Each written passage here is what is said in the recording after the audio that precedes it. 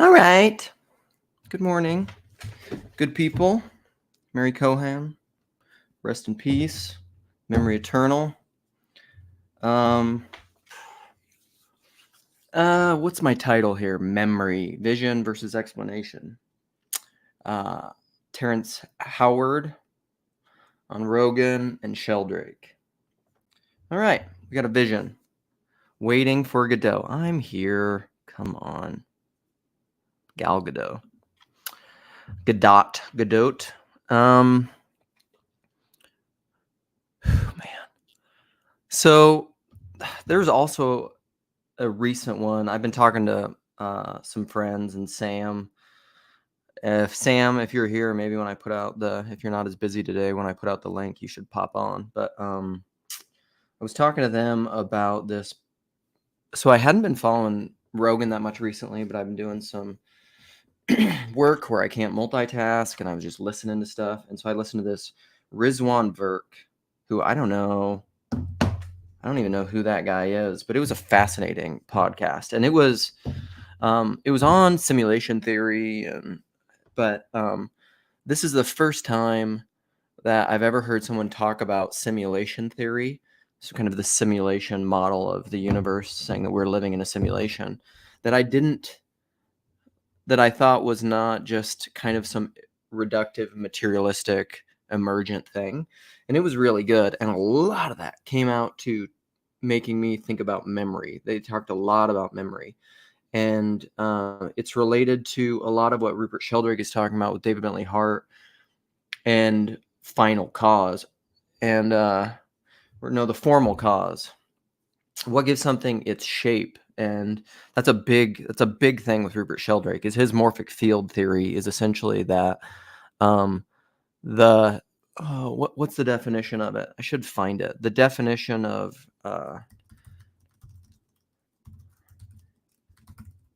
morphic resonance, morphic fields. Oh, come on. See, this is why dictionaries are so obnoxious. A paranormal influence by which the pattern of events or behavior can facilitate subsequent occurrences or similar patterns. That is, Sheldrake says, okay, so the theory of morphic resonance is the idea of mysterious telepathy type interconnections between organisms, collective memories within species. No, it's instinct. It's that. It's a pattern of instinct, memory, outside of space and time, that it's a memory of form. Why do things have the same form? Because on a classical understanding of materialistic, mechanistic science, there's no way of us understanding how things take the shape that they do, because we have, you have the building blocks, you have DNA, you can go down, they do these different patterns, and then you can create we can get all the way up to protein structures where you could theorize. I mean, you can't really make sense of it, but you could theorize how you could get like primary, secondary, tertiary, and quaternary structures. And proteins are at the quaternary structures, but we don't know how, like protein and folding, we don't really know how things get from the protein to a plant shape, to a human shape. Why do giraffes become giraffes and humans become humans? We don't really know. And it's, thanks, Ups. So morphic resonance is a theory proposing that memory is inherent in nature, with similar patterns influencing subsequent ones across space and time. Hive mind for the win. Good job. Thank you. Human wordspleen, jargonic woo-woo. Well, I mean, everything's woo, William, when you get into the technical levels. Well, and this will relate to my the kind of the inspiration for this thing. So a friend of mine who knows I have a chemistry background, sent Terrence Howard on Rogan recently, who is, I think it's his most recent episode, 2152, because I put that in the notes. What's up, Mark? And it's, well, and here you go. Yes, that's this. We're going to get to that. William Branches, having a vision is as easy as opening your eyes, even when asleep. So what I want to get at with explanations versus vision is In order to see something, you have to have some resonant, you have to have a resonant pattern inherent within you to be able to see the thing that you're apprehending. So, in other words, you're not going to recognize something that you're not familiar with, that you haven't been initiated in, and that you don't have eyes to see and ears to hear. Because there's nothing in you for apprehending it, which let's just start doing share screens, because this, the way that I explained the Terrence Howard thing to my friend, because he goes into talking about his the periodic table that he saw in his I don't know what you'd call it, his mind castle that he learned how to interact with back when he was a baby in his womb, where he would have visions of all these things. And he saw this vision, which he said it was like a vortex or a spiral of a pattern of a periodic table. And so he was contrasting the way that we currently think of a periodic table, contrasted with a periodic table that laid out in a spiral that was based on resonances, harmonies, and vibrations of sound. And so, and I don't understand. Listen, I'm not too. Somebody posted on Twitter, and if you just follow like the comments, and they're saying like, "Can somebody make sense of this?" Whatever Terrence Malick. I love Terrence Malick, so I keep slipping into Terrence Malick. Terrence Howard was talking about, and the problem is like whatever he's talking about. This is my thing. If you do not have a capacity to see what he's talking about, let's just assume for the sake of argument that what he's saying is true. If you don't have a capacity within yourself to see what he's talking about, you can't see it. Even if somebody explained it to you, you wouldn't be able to see it. It's just like the way I would illustrate that is like somebody could explain something to you in Chinese. If you don't speak Chinese, you're not going to understand it. Like there's just nothing in you for understanding it. So let's do a share screen, and I want to play the clip just because it's fun, and then I want to play this quote from Lilith, probably my favorite George MacDonald clip. And I was saying to my friend, it's when I read Lilith, probably, I don't know. Let's do the maths, quick maths. I'm not good at quick maths. It would have been 2013, 2015 or something like that. It's before I moved back to Minneapolis. I don't know, ish. I read Lilith, and I remember reading this part of Lilith in the coffee shop where I was reading the book, and I just started crying. I was like, this is like so much of my life that it just moved me to tears. Okay, so let's do this. Let's do the Terrence Malick thing, or the Terrence Howard thing. Okay, how's this looking over here? Here we go. And I'll try to make it big. Ooh, no, don't start. Stop it. You naughty. When you say rebuild the periodic table, what do you mean specifically? Well, the way the periodic table is laid out, the periodic table they have now, Let's see. it looks like a box. It looks like a straight box. Mm-hmm. But they don't show that hydrogen has the same tone as carbon. What do you mean by tone? Same tone, same key of E.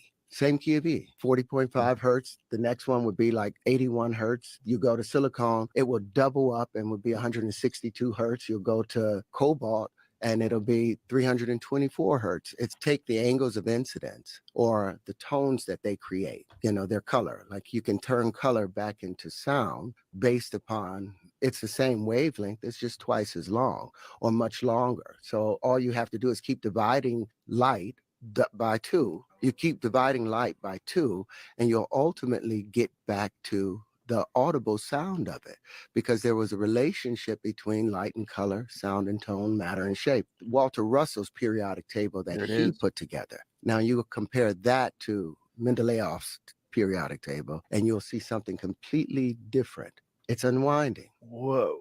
And you see there's a relationship that hydrogen. So you had figured this out at a young age? I had already seen this. This was all inside of that palace. Vision. I had access to it. And I knew the relationship. You saw this in dreams? I saw it as a circle. Everything was a full circle laid out. And each area was just expanding, like wrapping a rag around your hand. The first wrap, it's so tight. this is how I saw it more so, but as a vortex, you'll see there's a relationship between hydrogen, carbon, silicon, cobalt, rhodium. They're all bonded. They're all as the middle point between two noble gases. So those things don't really exist. It's only one substance. Now, the problem is the first thing that we're able to perceive is hydrogen. That's the first visible element, because before it is too dense for us to perceive it. You understand what I'm saying? As you reach into the next octave, the carbon octave, and they call that a bisexual tone, because the carbon has two tones to it. It has a negative side and a positive side. The part where lithium behaves, lithium is contractive, beryllium is contractive. Boron is contractive, but the moment you get to carbon, you balance it out. Gets to a perfect balance of plus and minus 4. So it's a double tone. Nitrogen is -3, oxygen is -2, fluorine is -1. Now the balance of this, all of those are mates. Fluorine and lithium naturally mate. If you have lithium bonded with any other element, the moment that fluorine is introduced, it will break all bonds violently so it can bond with fluorine. Same thing with beryllium and oxygen. That's why it said, and what they've tried to keep from us, if you want to break water into its component parts of hydrogen and oxygen, all you have to do is introduce beryllium or the sound of beryllium, and oxygen will violently break away from any other thing, even hydrogen, to bond with that beryllium. Okay. There we go. We got there. So, but it's funny if you even look at some of the comments. Like, here's the thing. You could read through all these comments. This is the thing. And somebody could explain to you what he's talking about. You won't understand it. You won't see it until you have the faith to see it, the eyes to see it. This is like, so this will get into the Lilith quote by George MacDonald. And so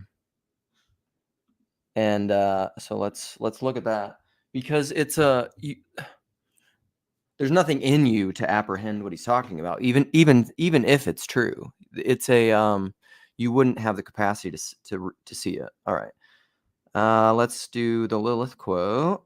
Oops, no, here. Boom. Here we go. All right. I want to zoomy because I'm sure you guys. Okay, here we go. This part. Can we see it all? So this is my favorite George MacDonald quote. So can we see it? Yes, we're there. All right. I'm sorry I cannot explain the thing to you, he answered, but there is no provision in you for understanding it. Deep calls to deep. That's what I'm talking about. Not merely, therefore, is the phenomenon inexplicable to you, so you can't explain it, but at the very nature of it, its nature is inapprehensible by you. You can't see it. Indeed, I but partially apprehend it myself. At the same time, you are constantly experiencing things which you not only do not, but cannot understand.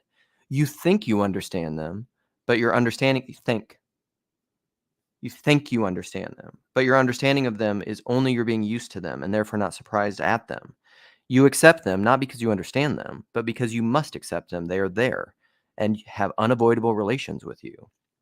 The fact is, no man understands anything. When he knows he does not understand, that is his first tottering step, not toward understanding, but toward the capability of one day understanding. To such things as these you are not used, therefore you do not fancy you understand them. Neither I nor any man can here help you understand, but I may perhaps help you a little to believe. That quote, it has about everything in it, almost everything. It's the think and belief. I can help you. You think you understand them, but you don't. I can help you a little to believe. And what I would say, I'm probably not going to be here a ton longer. I want to talk about the morphic field information thing. We're talking about vision and explanation. I want to riff on Lilith a little bit more, and then I'll open this up. But this is Jordan Peterson's thinking versus believing. It's also that Jung quote that I love. Is like, do you believe in God? I don't believe in God. I know. That's a little bit different to the use belief. He's using belief as in like the think sense that George MacDonald is. The George MacDonald that help you to believe things is the faith that allows you to apprehend things at a new level. Peugeot talks about that faith. Anytime you see the unity, this is the way that I see it. Anytime you see a unity of multiplicity, that's what vision is. You're seeing something. This phone is a unity of multiplicity. This cup, the Peugeotian cup, is a unity of multiplicity, all of its different parts. A chair, the chairness of a chair. When you see and apprehend a chair, you're doing so by faith because you're seeing the unity of all the different parts.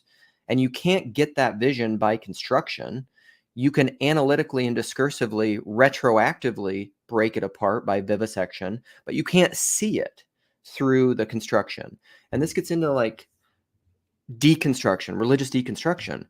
You're only gonna, and this is like when I was talking to Lucas Van Oss or whatever, why I say I never deconstructed, because I've always been a mystic. My faith wasn't constructed, so I didn't have anything to deconstruct. I could deconstruct the thinking. I could deconstruct the models, because this is also contained within this is this quote, which I love so much, by George Box, the statistician George Box. All models are false, some are useful. I got that a long time ago, I think from Rob Bell. Most of my gems came to me via Rob Bell, or a lot of them. And that is, I mean, I don't know when he said that. He probably said that before McGilchrist was talking about left brain, right brain stuff. But left brain is models, right brain is vision, which includes the models, but it also includes the periphery outside the models. So it includes the focus, the salience, the attention, think Polanyi subsidiary focal integration, the thing that you're focusing on, but it also includes the periphery, the context of which you're seeing the thing, because seeing is not seeing, which is my 2 videos that I have in this, which were, I think, the first 2 videos I put on my channel. Because all models are false, some are useful. That is exactly left brain, right brain stuff. All left brain models are false, but you can use them for things. In order to break out of the model, you need the right brain to zoom out, to get out of your myopia and see the thing, to apprehend the truth outside the truth you currently apprehend. That's the model, the thing that you can apprehend. And to get outside that, the Lilith quote, to realize that you don't understand anything and zoom out to see the new thing, is where error manifests into the system to zoom you out, and you see, and the right brain is the master, and you can error correct your intellect, your articulable intellect, your propositional tyranny, and then grow and evolve up the spiral, further up and further in. All models are models. I don't know. All models are false, some are useful. Yeah, all models are models. But I don't think most people think of their intellectual constructions as models, CW. That's the thing, is because we're almost, I think, inherently within this rationalism, we conflate our models with reality. And because if you didn't conflate your models with reality, you would have iconic vision. You would have, and if you spoke about it that way, you'd have iconic thinking, and ideology would be impossible. It would be impossible to be dogmatic, to be a dogmatist, to be a religionist, or to be an ideologue, or to be a utopian. It'd be impossible if you had iconic thinking. All right, yeah, the author, Lynn, is George MacDonald.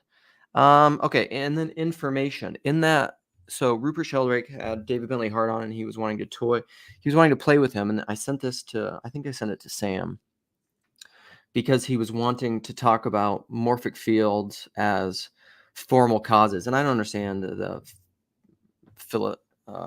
philosophy and history of all this back to like who came up with formal cause. I don't know, Aristotle. I don't know.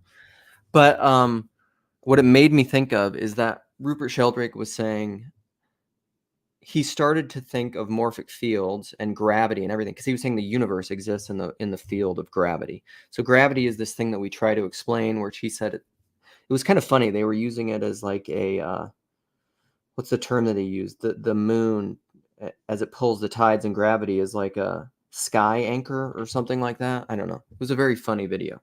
But Rupert Sheldrake is one of those guys that just sees the stuff. And so he was saying that morphic fields are almost like these formal fields that exist outside of space and time. Again, so like this is essentially what I would map what he's saying. The morphic field of you is your Whitestone name. It's the thing that exists in eternity, the formal cause that is pulling you, almost like Sam's when he talks about his the evolutionary end, the ideal of the polar bear. that is pulling it, that is the formal cause from the end, from the future, that's pulling this emergent reality toward itself, that through the pattern of or through the system or the relationship of what am I trying to think of? Survival of the fittest, Darwinian evolutionary theory. You are slowly, with trial and error, moving toward that final thing. And I think that's what a human being is. And so you have this, we're always moving toward that. All right. Information. Oh, what was he had this cool part in there on information, but I don't understand that well, or I can't remember it, so I'm not even gonna talk about it. All right. My goal, just so everybody knows, is to be done by 10. And so there's the thing. I put out the link. People can come into play. And I'm going to pin it in my channel. I can't do it on Grail Country. And then I'll go back and look at comments. Grail Country. There's me talking. Pin message. All right. Let's go back and see. Karen Wong stuff. Telos T. That's right. The audiobook of what? Of Lilith? Probably. It's old. It's an old book. Oh,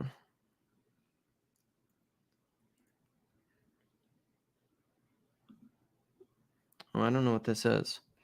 The Publix.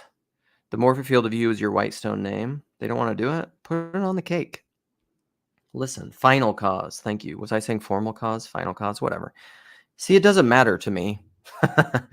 I've kind of been this way my whole life. I used to, well, and this is why I don't, it's almost illustrative of what I mean by personal knowledge, is because if you're really listening to me and if you're in the flow, and if you don't get caught up in the myopia, like even the technical word usage that I'm saying, pay attention to what I'm saying behind what I'm saying.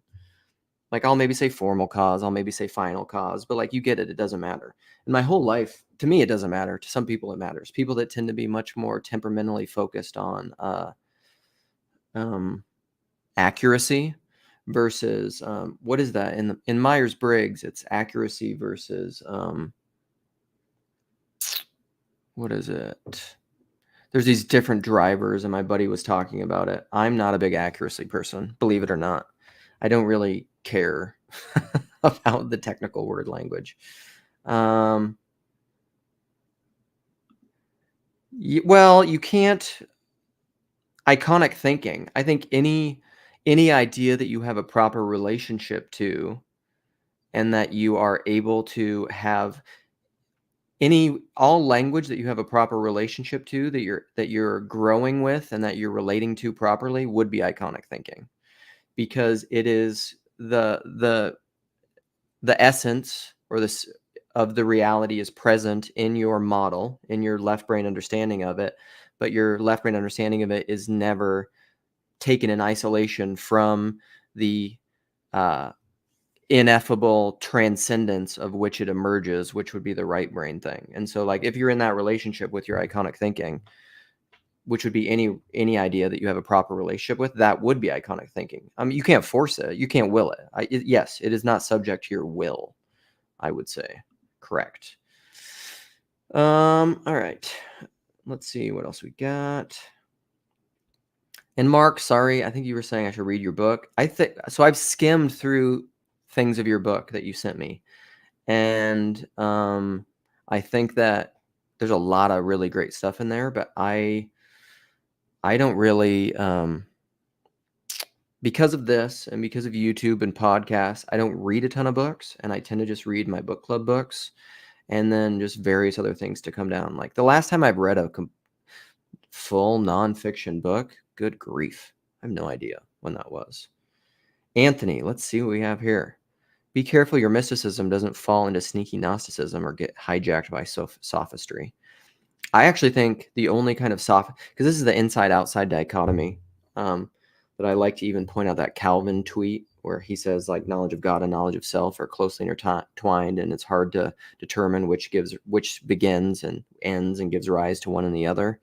And so I often, and it's also living within the subjective objective divide that I don't really like, because that's antithetical to personal knowing. So I actually think the only kind of sophistry is objectivism, which is why it leads to not nihilism. And so sophistry, whatever, is not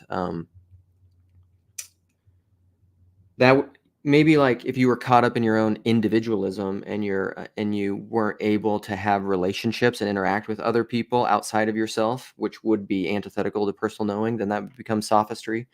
But that's also going to be your own objectivist. It's simultaneously be like this individualistic objectivist thing, which would be gross. And Gnosticism, I don't know that I understand Gnostic. I have a very superficial understanding of Gnosticism, which would be like a denial of material reality and a belief that it's bad, which would be antithetical to incarnational Christian theology, which is that the transcendent, ineffable, perfect is present in the whatever Neoplatonic cascade in material reality. It's in Christ in its fullness, because the message and the medium are one in Christ, the McLuhan quote, but also that is radiating out to all of reality, to the church, and then to all of the cosmos, so that God may be all in all within a Christian eschatology.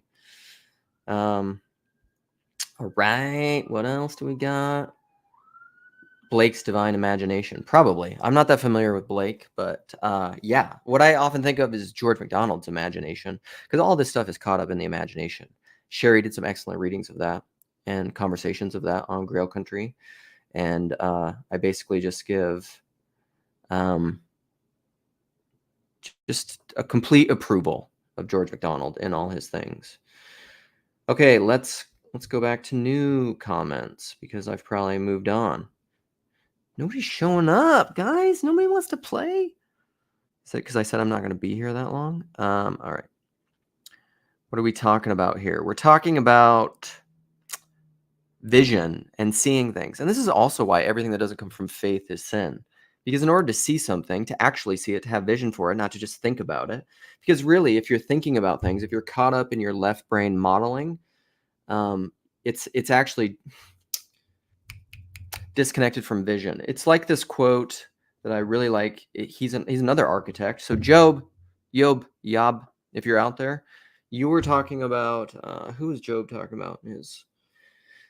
Who's that architect that he had that PVK conversation with?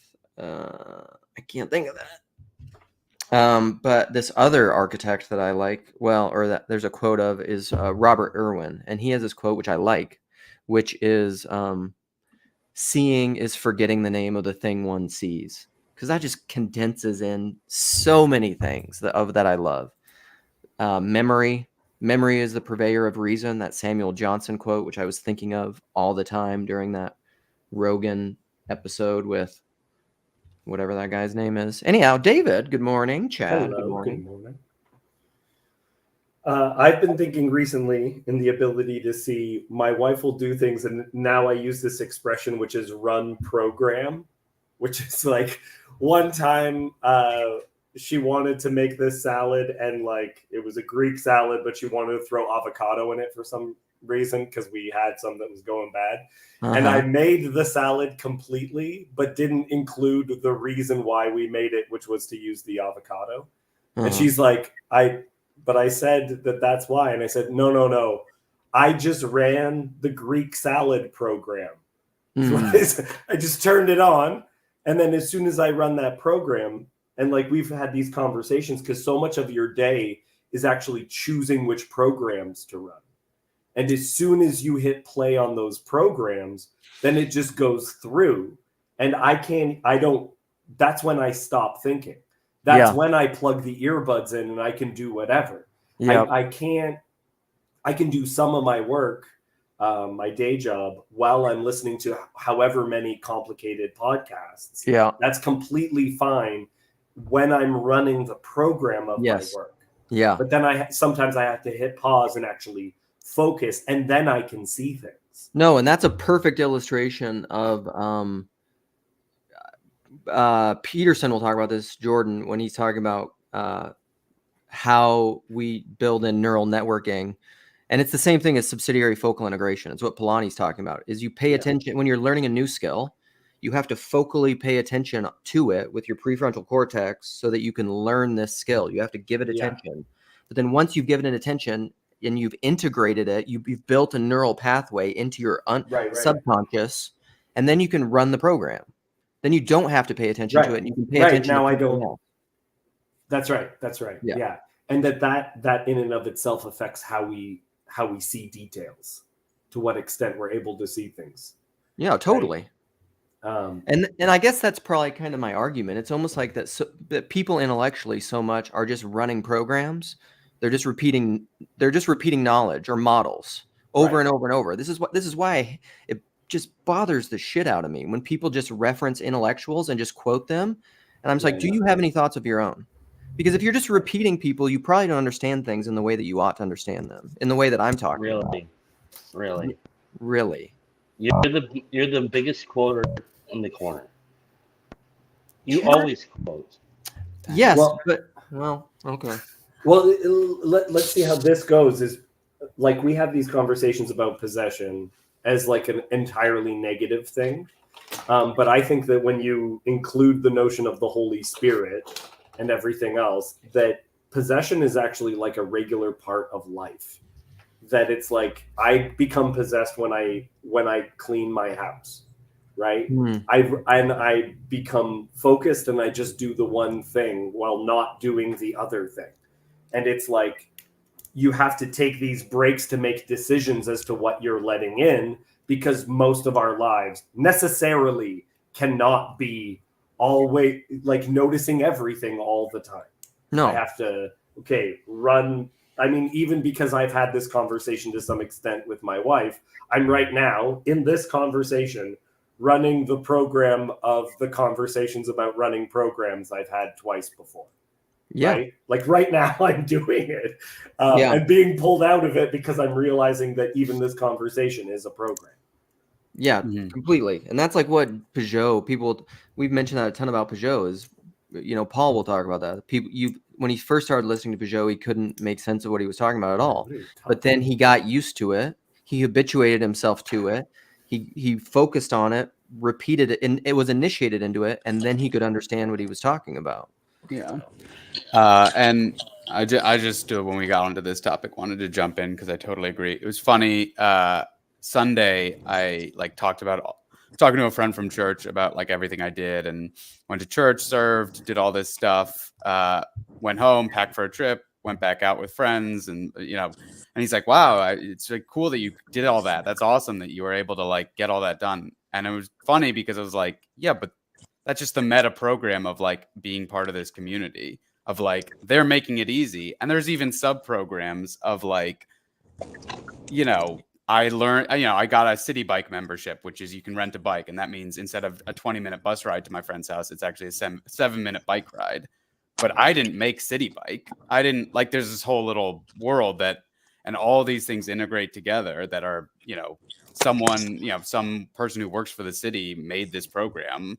So all these different meta programs that that aren't even at my level, I'm not at the substrate to affect those. It's the church community and the pastor and the city planner and the people who designed New York City 200 years ago. They're all coming together to make it so that these things can get accomplished. But growing up, there's so much of this, at least in suburban America that I experienced. There's so much you're doing it. You need to study, you need to do these things. And it's that's not how humans work. You can't just be run program 90-hour work week, run program, get a perfect score on SAT, it's that's not the correct level of analysis. And the program itself does not evaluate whether or not the program is a good program. Yeah. Right. And that became a big conversation I've had with my wife, because I don't know what needs to be cleaned in the house. So when I clean the house, I have to consult my wife what is important right now? Because when we first got married, she says something was important, and that just became the only thing I did when I was cleaning the house. And she's like, no, this also needs to be done. Like, yes, but what level of importance is that?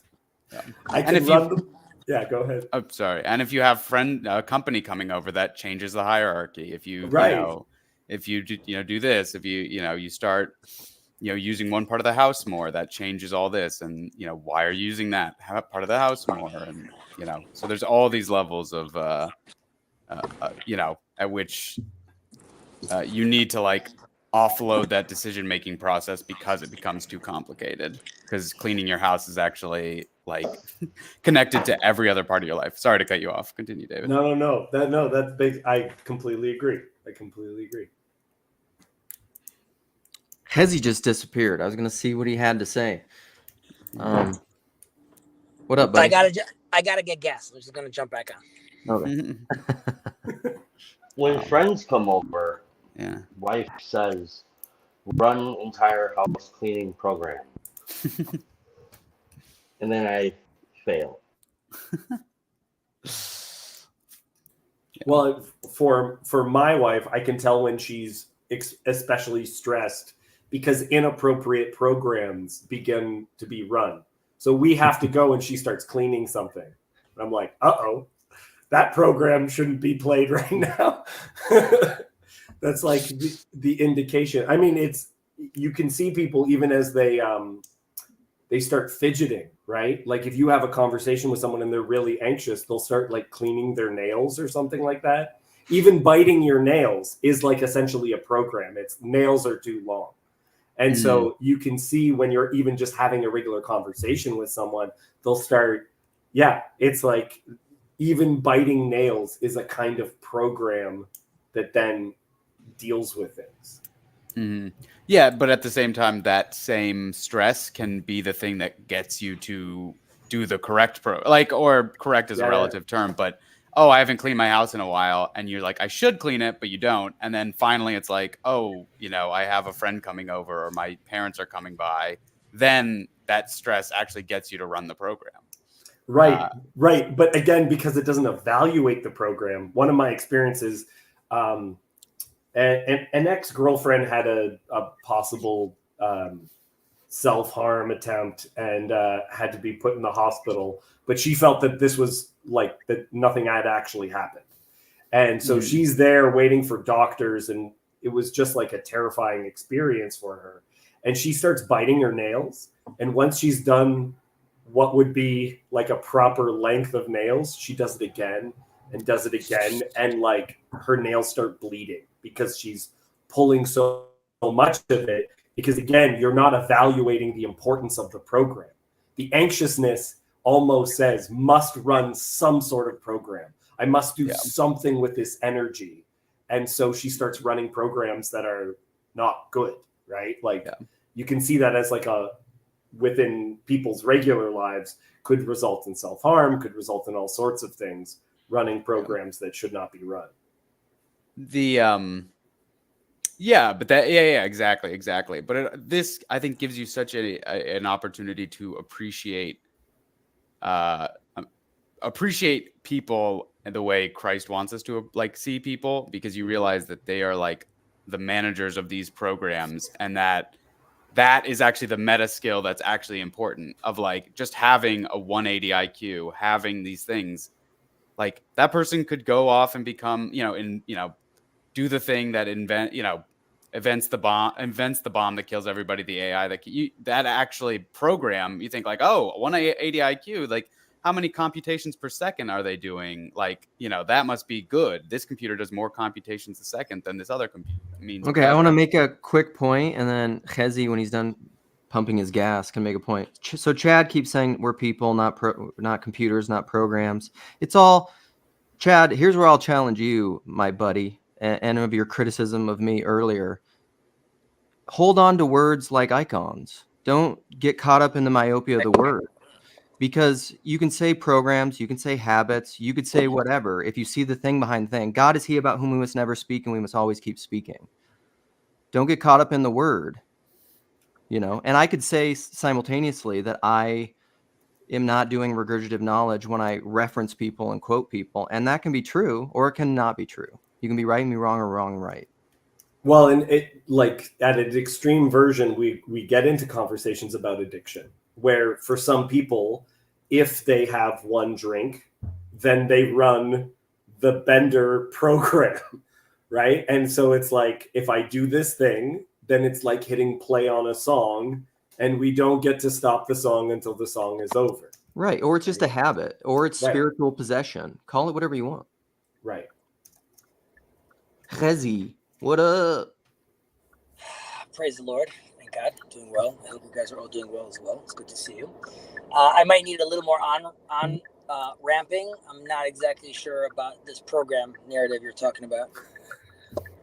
Well, Oh my that gosh. He's running the confusion program, guys. That's Well, and it's like when you drive, people have noted that when you drive home, that's when you're most likely, when you're 5 minutes away from home, is when you're most likely to get into an accident. Well, the reason why is because you're not actually watching. You're just doing the stuff. You're just driving, and most of that is not thinking. And that's also why entire like periods of time can go away, right? When I was busiest at work, when I worked at a movie theater, is when it felt like there was like your shift went by in no time at all, because there was no thinking, no anything. When you're just standing around having to make small talk with other people, that can be like pulling teeth. But being very, very busy is either horrible, or you get fully into the program and you don't even notice what has happened. Mm-hmm. I guess in that context, and you'll correct me if I'm correct, but in that context, I would say Judaism really fills your day with a tremendous amount of programs throughout the whole day. Yes. Yeah, any liturgical faith would.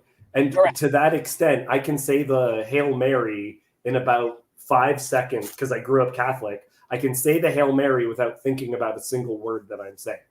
So am I even praying? I don't know. So that's a great point. Something I mentioned to Jacob in the past, which is when I pray on, like when I'm in synagogue on Saturday, I pray with an English prayer book. And the reason I do this is because my program, so to speak, goes on automatic the second I open up the prayer book. right. And I could be thinking to myself, Chazi, today you're taking your time and you're going to think and you're going to focus. By the time that thought is done, I already finished the prayer. Right. And I told myself like I'm going to do it. So the English, I mean, I read English as well, but like it's not as natural to me. So that sort of slows me down, right? So I'm trying to like do that to my programming to make sure that it stays fresh and I could interact with it. However, generally speaking, again, from the second you wake up, your whole as a Jewish person, just with regards to like all the different aspects of how Jewish law affects your life. It's really, like I've always mentioned in the past, from putting on your shoes, right? So it is, the day itself goes automatically into your program, and very much, I mean, obviously this seeps into your morality and ethics, right? So the way I'm going to engage with the world, or the way I'm going to even read the news, first goes through that filter of my religious program. Right. Sorry. What's up, Alan? Hey, Ezzy. With that, there's sort of, in my mind, two sides. There's like run program, but there's also the like getting behind it or updating the program. What would you say is like the other side of the coin of like, I'm going to do X, Y, and Z, like I'll just run the program versus like I need to sit back and like consciously think about the programs that are running? So I have a point on that I think is really interesting, because it's like when I heard Rogan talk about martial arts, and he would say that very often the hardest people to train in martial arts are the people who have a fair degree of experience but have learned something incorrectly, because they have a really, really hard time unlearning the habit or the pattern or the program or whatever word you want to use. And that's the criticism of religious people, right? Yeah. Like the notion Exactly of being the same closed-minded and everything else is, well, Yes. everything's going to be in this thing. And so, I mean, maybe TLC is actually like MMA is like, all right, throw everyone into the ring together and let's see if Kung Fu actually works. Uh-oh, it doesn't, right? It works fine as long as everyone is doing Kung Fu, but as soon as you have someone doing jujitsu, it's terrible, right? Like that no longer does anything. Yeah. But at the same time, Peugeot talked about this same idea.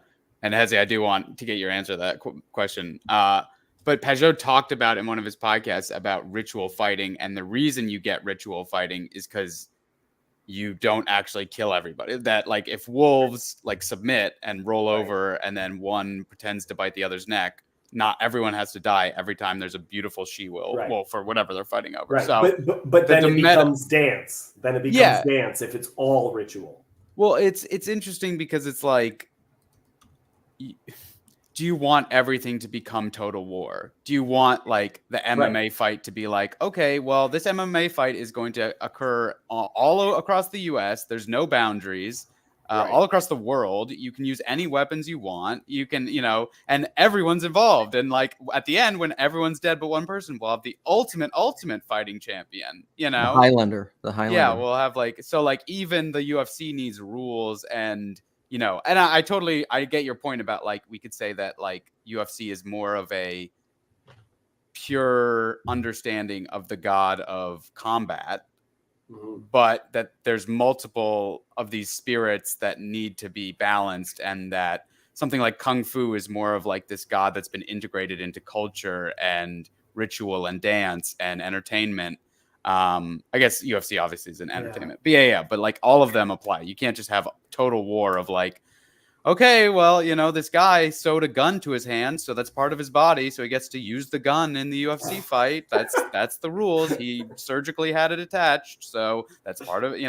You eventually have to say, no, you can't just surgically change your arm for a gun, and then you're the greatest UFC fighter of all time.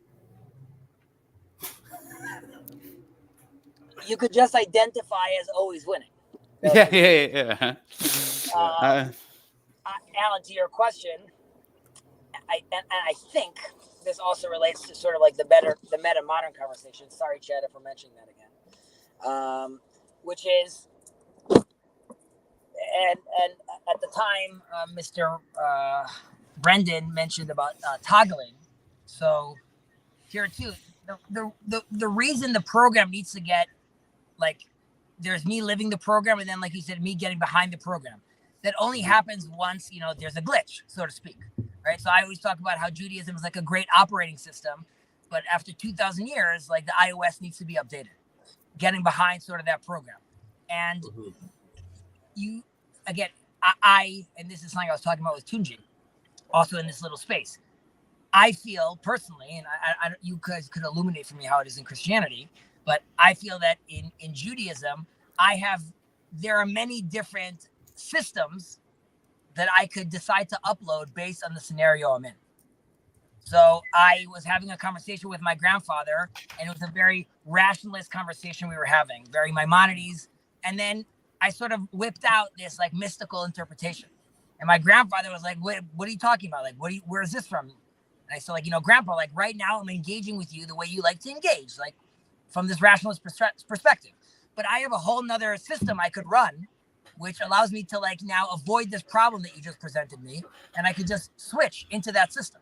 So I don't necessarily feel like there's a need to update constantly. Rather, I feel like there's a need to be able to jump between or toggle between different systems. So I don't know if that's possible though in Christianity, where like, for example, this might sound like a little extreme. We have Sam over here, so this is why I'm mentioning it. And hey, Sam, I hope you're doing well. If a Trinitarian was in a crisis of faith, would it be smart for him, or would it be possible for him to have a Sam Titteman theology in his back pocket for those moments? Kezi, do not ask this question. I'm just kidding. I'm just kidding. I won't ask this question. So, don't go there, Kezi. So I would say that would sort of be a move where, like, okay, I'm in an issue right now, but I know that there's still another route that has already solved this issue, or a program that allows me to deal with a scenario. The problem is that I don't think belief at the more fundamental level, belief versus thinking, I don't think you choose. I don't think you can just will and just be like, I'm gonna just adopt Sam's belief for now. I think you can to some extent, though. To me, if you're like a moment of clarity or whatever, that there is this slight ability to make choices between which program you're going to run. Because I've definitely had that experience with people where it's just like, depending on what words I use, they will run different programs, and so I can make you make a decision as to how offensive something is going to be. And I just select which words, and by selecting those words, I'm deciding which program even they are running, right? If I use specific words, they're going to go, what? Or they're going to say, oh, he wants me to know he's smart, and we're supposed to run a smart program or something like that. So when I'm speaking to Muslims, I will try to... I will take on the program with those sages and those texts, which allow me then to still see Muhammad as a prophet, still be able to say, inshallah, still be able to say peace be upon him. Now, there are other programs I run, which I can't do that. They're not interested in that sort of mindset. And I could say when I'm walking with my son to synagogue right now, that program doesn't be running because it's not relevant. However, when I'm dealing with a Muslim right now, that's instead of stuttering or being like, error, I don't know what to do right now. The attitude would be, okay, this is when I turn on program Judaism Muslim 2.0. That gives me the options right now to converse, talk, and see. And then based on where that discussion goes, it's also sort of by your fruits, you'll know them. If it proves to be fruitful, then there's something there in a certain sense, right? If I'm now talking across the globe with all the Arab imams, then you'd be like, oh, maybe it was a right move to pull that programming on. Because if I decide to just use the program that sees Muhammad as an infidel, then that's one way of peace. We could do that. Okay. So I want to hear what Sam has. I was gonna bring up Jordan Peterson's free will argument because I think that's pertinent to this. Is like in the moment of a decision of an action, there actually isn't free will, which I think Jordan Peterson illustrates very well. But anyhow, Sam, we can maybe go there. I think that a lot of Christians don't like having multiple programs or would view that with suspicion. I think that in my experience, especially among like evangelical Protestants, they like having kind of one answer and one operating system that's supposed to be able to do everything. And sort of that operating system is like flat. Like you were talking about, I can talk as a materialist or I can talk in like a mystical level. And I think that a lot of Protestants don't like multi-levels. Some of that has to do with the Catholic Church using a lot of allegorical interpretation to back up the things that the Protestants didn't like about the Catholic Church. And so that sort of left a bad taste for allegorical or mystical interpretation in Protestantism's mouth. Because it's like, you can use that stuff to defend anything because the Catholics used it to defend anything. But I like what you're saying, Hezi. I think that I think Thomas Jefferson said something like, the sign of intelligence is a person who can hold multiple competing beliefs in their head without deciding between them, or something along those lines. So isn't that, and Luke and then come in, but I mean, a rabbi that I mention often, his name is Rabbi Cook. He spoke about, and this is a very rough paraphrasing over here, but how fortunate are we that God has gifted his divine spark to multiple nations, basically, so we could all sort of learn from each other, right? So now that is, I could still feel unique as a Jew while maintaining that program, which recognizes the uniqueness of other people as well.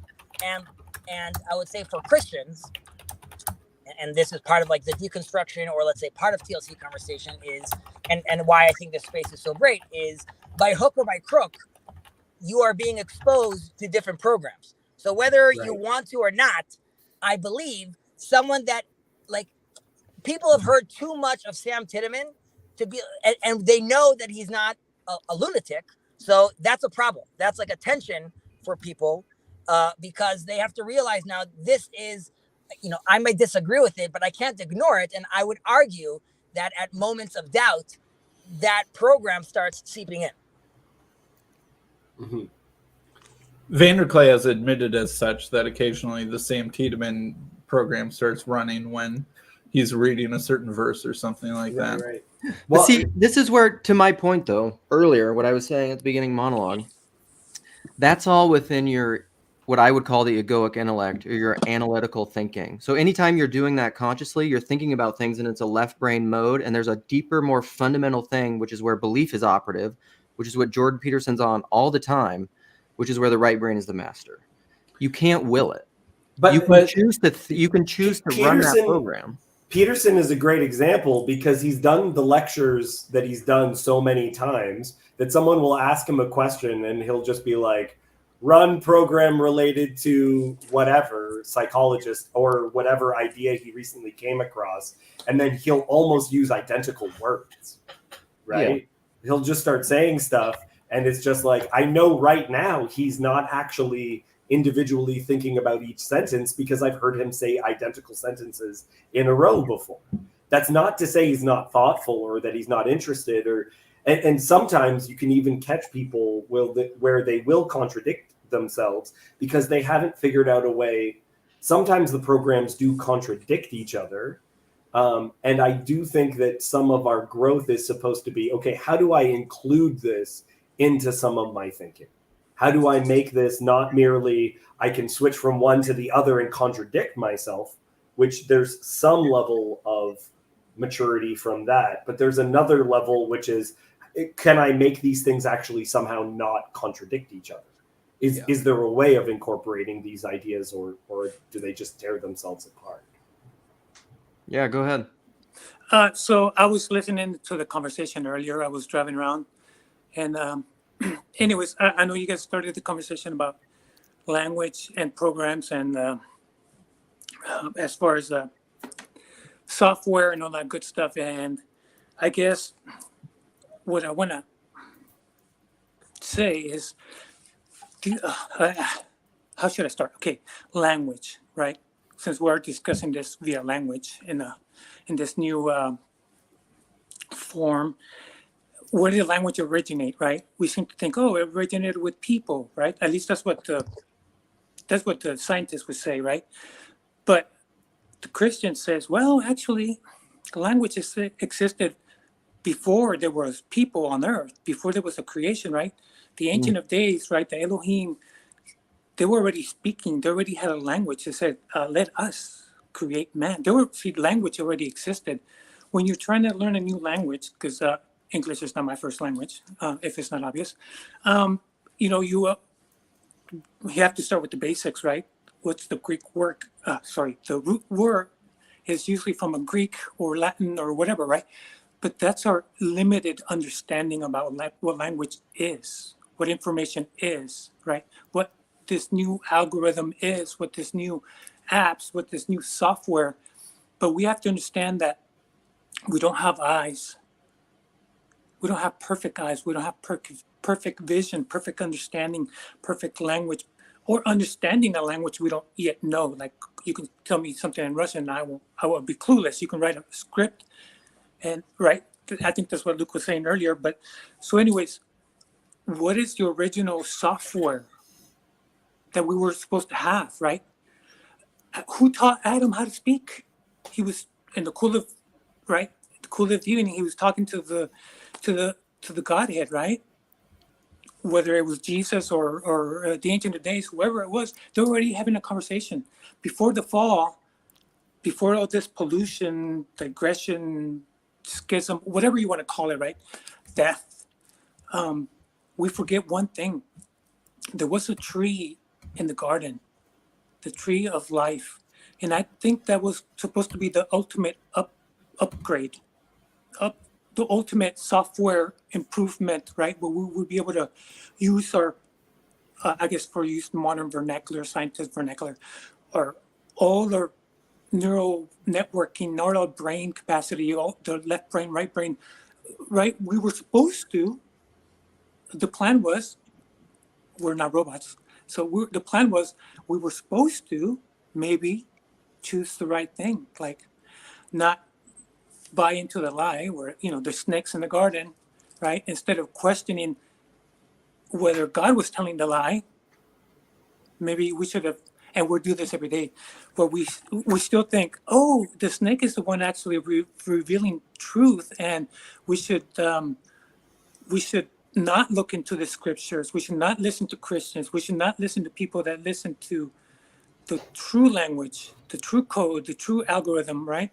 Where we're like, no, I'm going to go with the snake. I'm going to listen to the psychiatrist, psychologist, the new atheists, right, with the movement where God is dead. And they want to make sure that we buy into their software, their app, language.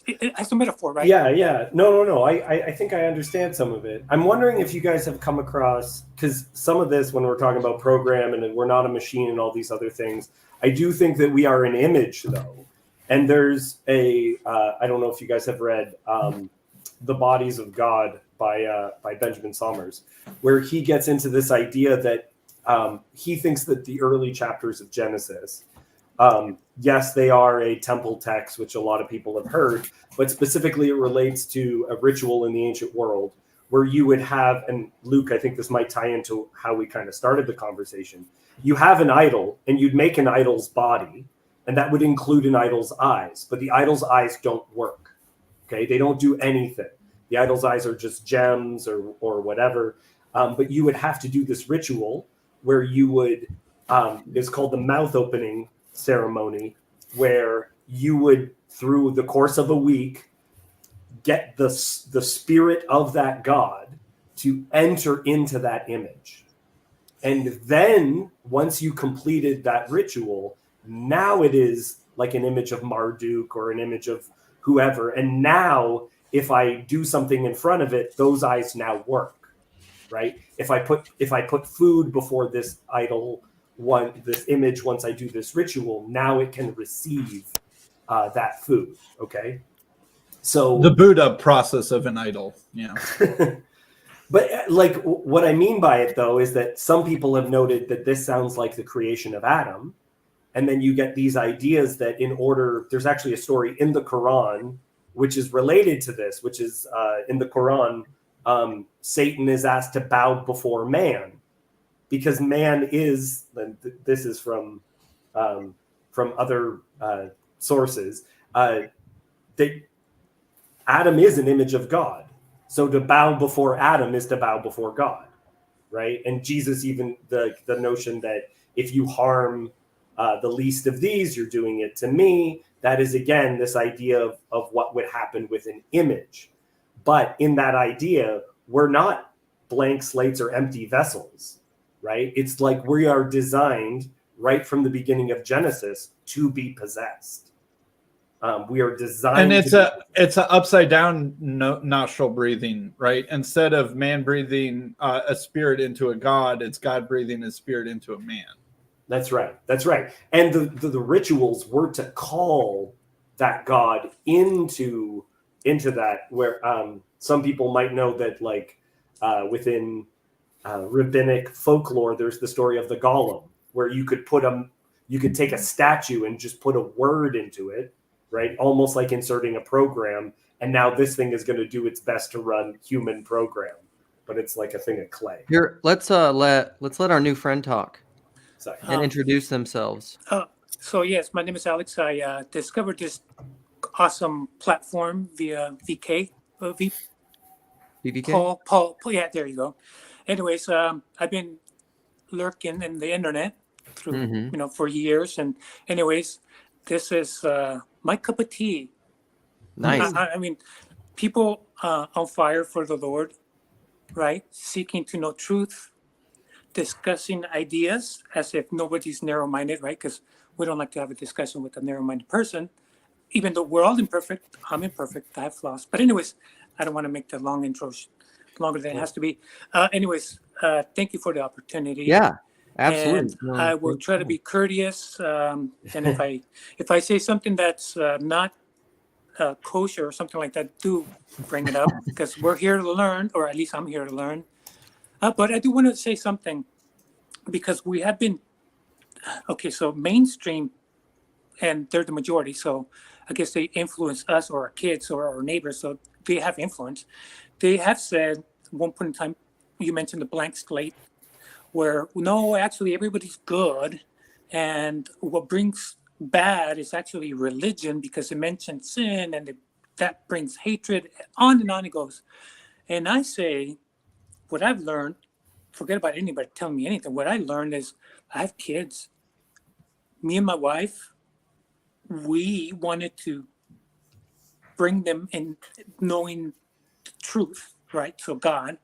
And I did not have to teach my kids how to lie. As a matter of fact, I was hoping they would never lie, right? I was hoping that they would learn right off the bat to share, right? Share toys, share food. And here's these new beings learning, and what they know, this is their nature. They don't like to share their toys. Yeah. And it's like, the mystery is like, how do I teach this little small entity to share? Why share? Why is it important to share? Why is it important to care about other people? Why is it important to tell the truth? It's so hard to teach kids what we seem to think, oh, everybody's got the clean slate, everybody's good. Really? Because I have to teach my kids, like, don't do this, don't do that, as all get out, every day, all day. And so anyways, all to say is we are flawed because of the fall, at least in my opinion. And you know what? I forgot what initial, oh yes. Lying. Kids Right. do figure out lying very quickly. Right. We don't have to teach them. So clean slate, I don't know. Yeah. I don't know if we're born all good and then we corrupted by religion and, God is dead. Let's throw that out and let's learn from these new philosophers. I don't think I buy that. There's new software, there's new information that they want us to download into our mind concept as a metaphor. I don't buy into that. And that's why I like this platform. No, it's good. These are ideas worth sharing and talking and discussing, and everybody is not allergic to the scripture. So I also appreciate that. Okay. Lika? Yeah, there we are. Yeah. You came in a bit ago and have not whatever made you curious, I'm curious. Yeah, and please introduce yourself briefly, if you will. Yeah, my name is Ika. I'm from Finland. I'm an artist and been lurking in the corner for quite a while, I would say, ever since Jordan Peterson was getting popular, and have had my own complicated spiritual journey, which has actually most recently led me to Orthodoxy. And I just joined the church with my wife this Pentecost just a couple days ago. So Congratulations. Thank you. And, welcome to the body of Christ. Thank you. And Ika, you have almost no accent. Like, if you were talking, I wouldn't even have really even noticed or guessed that you weren't, American. Well, it's probably because I lived in America for 4 years. I was studying there. That helps, but yeah. But yeah, I just felt like I had to jump in because I was just today and yesterday thinking about this exact topic, broadly speaking, related to like the notion of tradition as something that's stable, as something static almost. And then I can feel in myself this kind of pull towards, or this attraction towards the idea of tradition as something that holds you, as something that is like an environment of sort of a safety, kind of a maternal thing, which of course the church is the mother. And then on the other hand, I feel like I find that there's almost like a horror of belonging to a larger body than just your individual self. And I could feel in the process of joining the church, these two kind of battling it out and having this inner almost conflict between my need for individuation and then the need for belonging. And I just felt like this is somehow related to this idea of programs versus kind of this clarity of thought, or being present, thinking really through something individually. And I just wanted to pull up a Bulgakov quote, which I feel like Uh-oh. I'm just Not going to allowed throw on your in, own. and then you can go from there. On the one hand, there is Luciferian individualism, which in its extreme rebellion strives to separate itself from genus and forebears. And on the other hand, there is the sleepy and depersonalizing conservatism of the genus. And both of them oppose, in their one-sidedness, the image of God in man, in which the day of personal consciousness is indissolubly united with the night of the maternal womb. Well said. Well said, Bulgakov. Hey, Lika, I have a question for you. What's Yeah. the state of the Orthodox Church like in Finland? And how That's a good associated is it with like Russian identity? And how does that happen with, I think the Finns and the Russians are not exactly, you know, super getting along at the moment. So I'm just curious about that whole dynamic and situation. That's a really interesting question, actually, because the Finnish Orthodox Church, like, the history comes from Russia, and it had very intense ties with Russia, obviously, because we were part of the Russian Empire as well. And but then, obviously, after Second World War, this relationship couldn't really be sustained, and there was almost like a conscious effort to make it Finnish, make the church Finnish, and the church has been independent for decades, at least since the 40s. It might be even earlier, and it's an autonomous church under the ecumenical patriarchate of Constantinople. So it's not. It has very little ties with Russia at this point, but at the same time, the sort of liturgical traditions are very much still rooted in the Russian tradition. Gotcha. Is the liturgy in Finnish? Yeah, everything's been translated. So it sort of broke away from Russia, but it still has a lot of Russian DNA in its practices. Exactly. And, But it's one of the state churches, actually, so it has a sort of privileged position in Finland. It's next to the Lutheran one. It's one of the two state, like, official kind of churches. Yeah, that the state allows the churches to, like, have this church tax. So, well, that gives you every reason to read Bulgakov and Jensen, then. Exactly.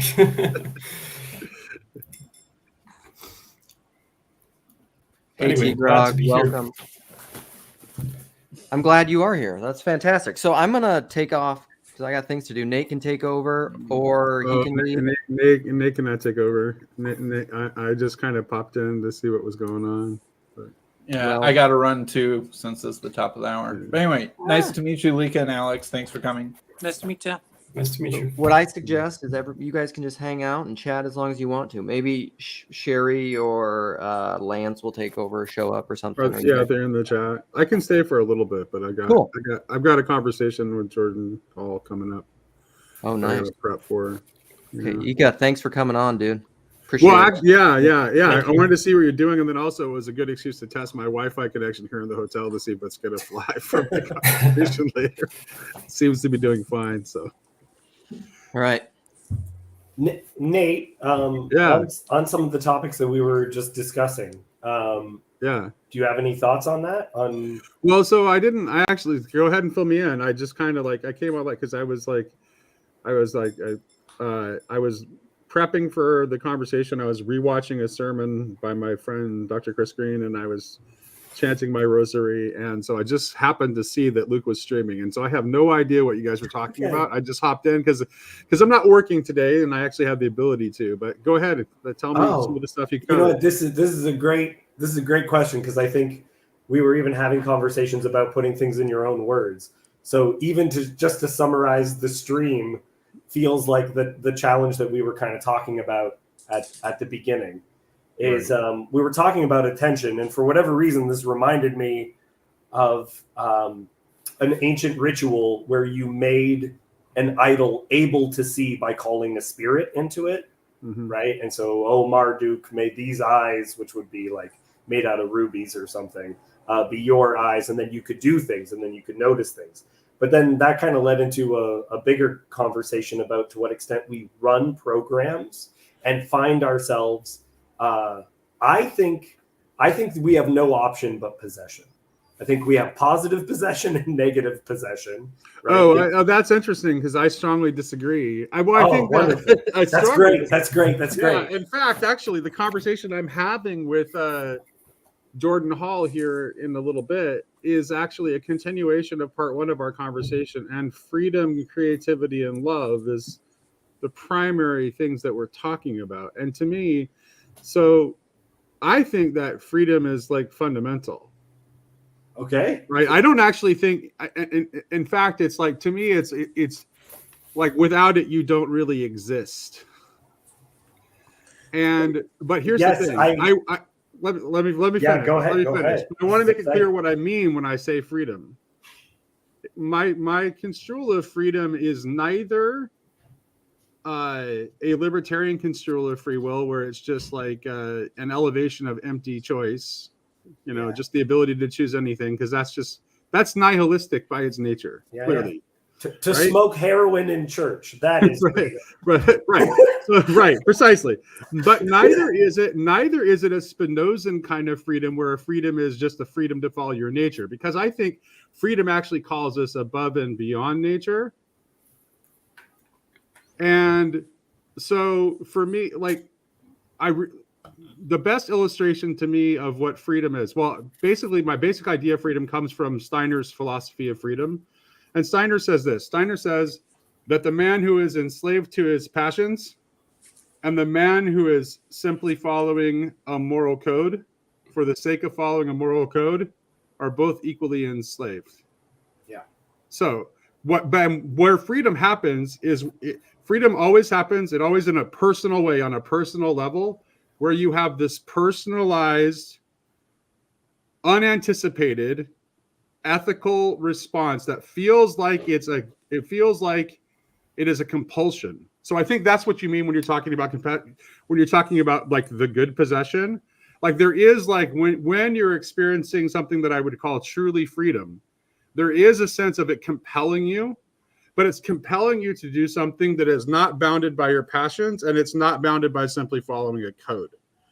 And the best example of this is actually concrete example of this is actually the parable of the Good Samaritan, precisely in the way that Ivan Illich reads it, because it's because Illich is insistent on the fact that the Good Samaritan is not following any kind of code, and in fact he's actually violating the codes of his time and place, and acting as he does, and that is a truly free action.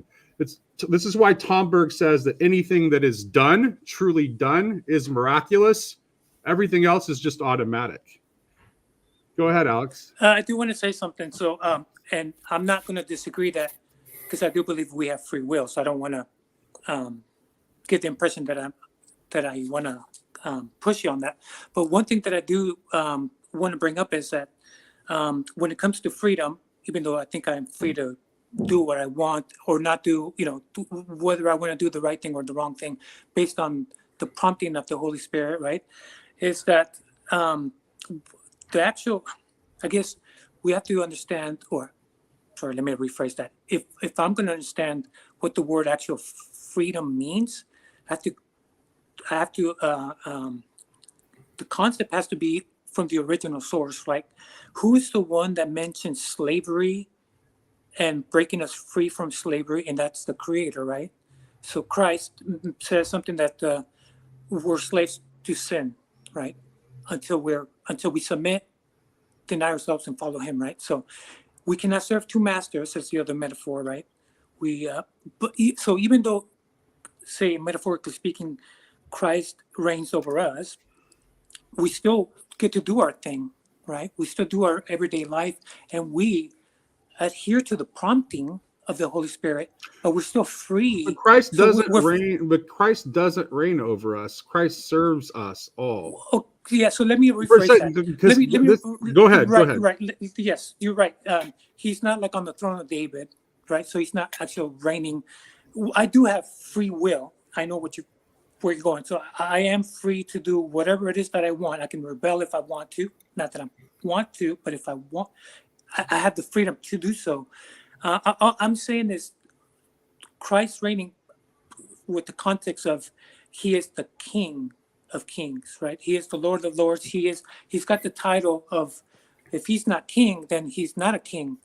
So his kingdom, right? Does he reign? Does he not But reign? his kingship manifests in servitude. And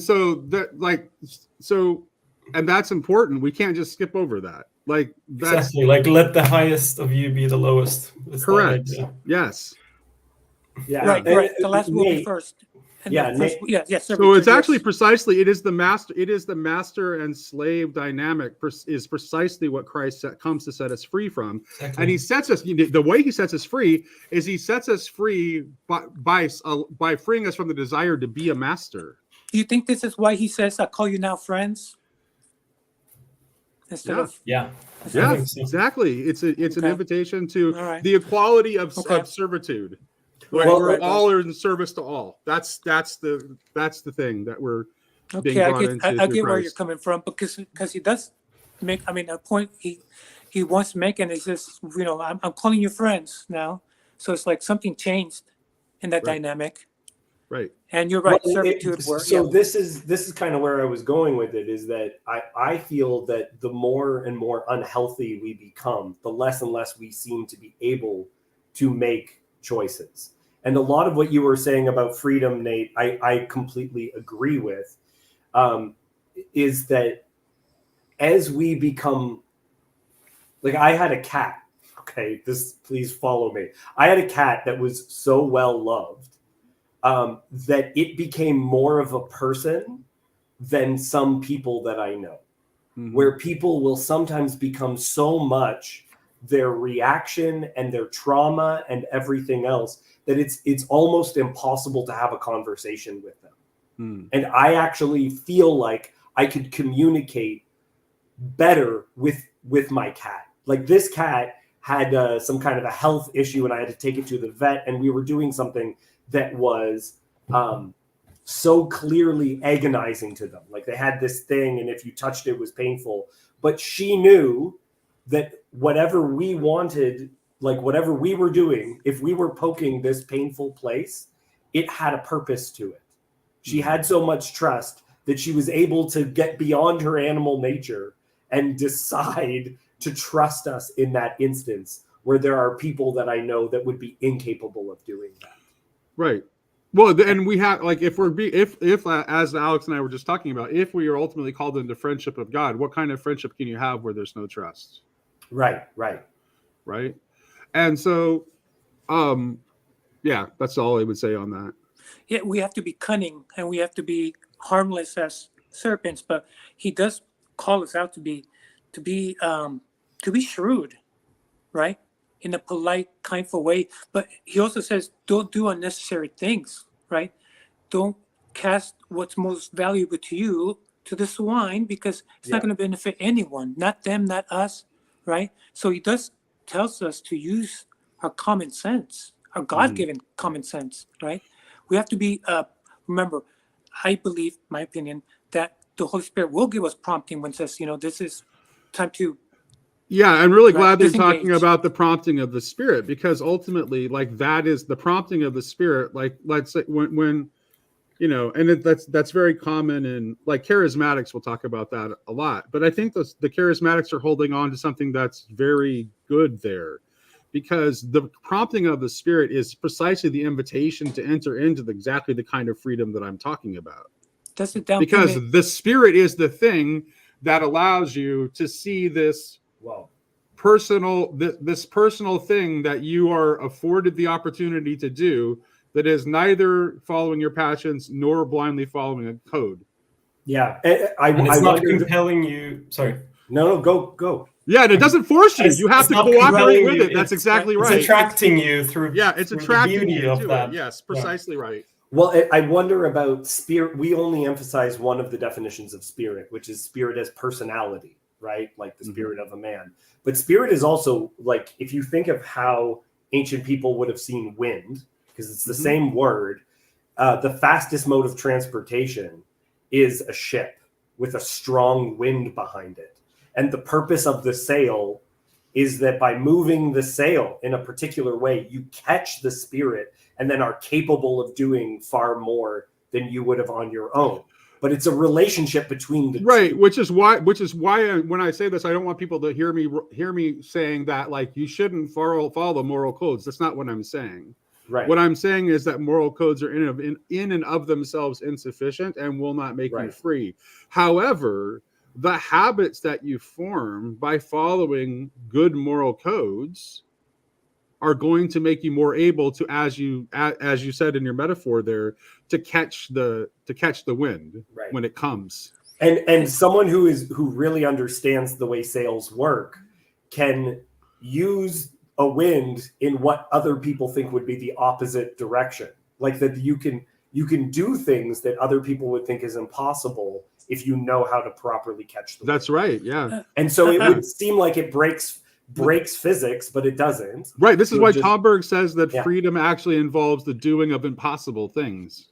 You know, like all the other things that we do, those are all automatic. We just do them automatically. It's what we fall into. But the truly real things are miraculous deeds. He uses love your enemies as an example of one of those. Because by nature that's impossible. Yeah, then what are they? But I love them, and they're my. What does that mean? Right. I do want to mention something. So, yes, there's something beyond our capability when God gets involved. But we also have to. I should be able to keep in mind the restrictions of whatever this plan is. Right. When Christ was talking to people, the people that gave him most pushback are the ones that were there were the Sadducees and Pharisees, right? They were the ones that actually supposedly knew the scripture, and they were the ones that gave him the most pushback. And I mean, come on, he's the Messiah. So if he was limited, right, when those people were making a choice to say, no, I'm going to deny that he is the Messiah, right?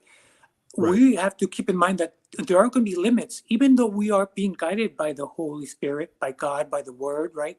He says that my sheep know my voice, right? So we have to know his voice. So we have to know his word.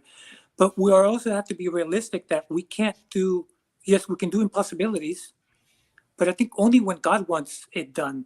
Because there are, I mean, you can't read the scriptures and not understand that there are limits.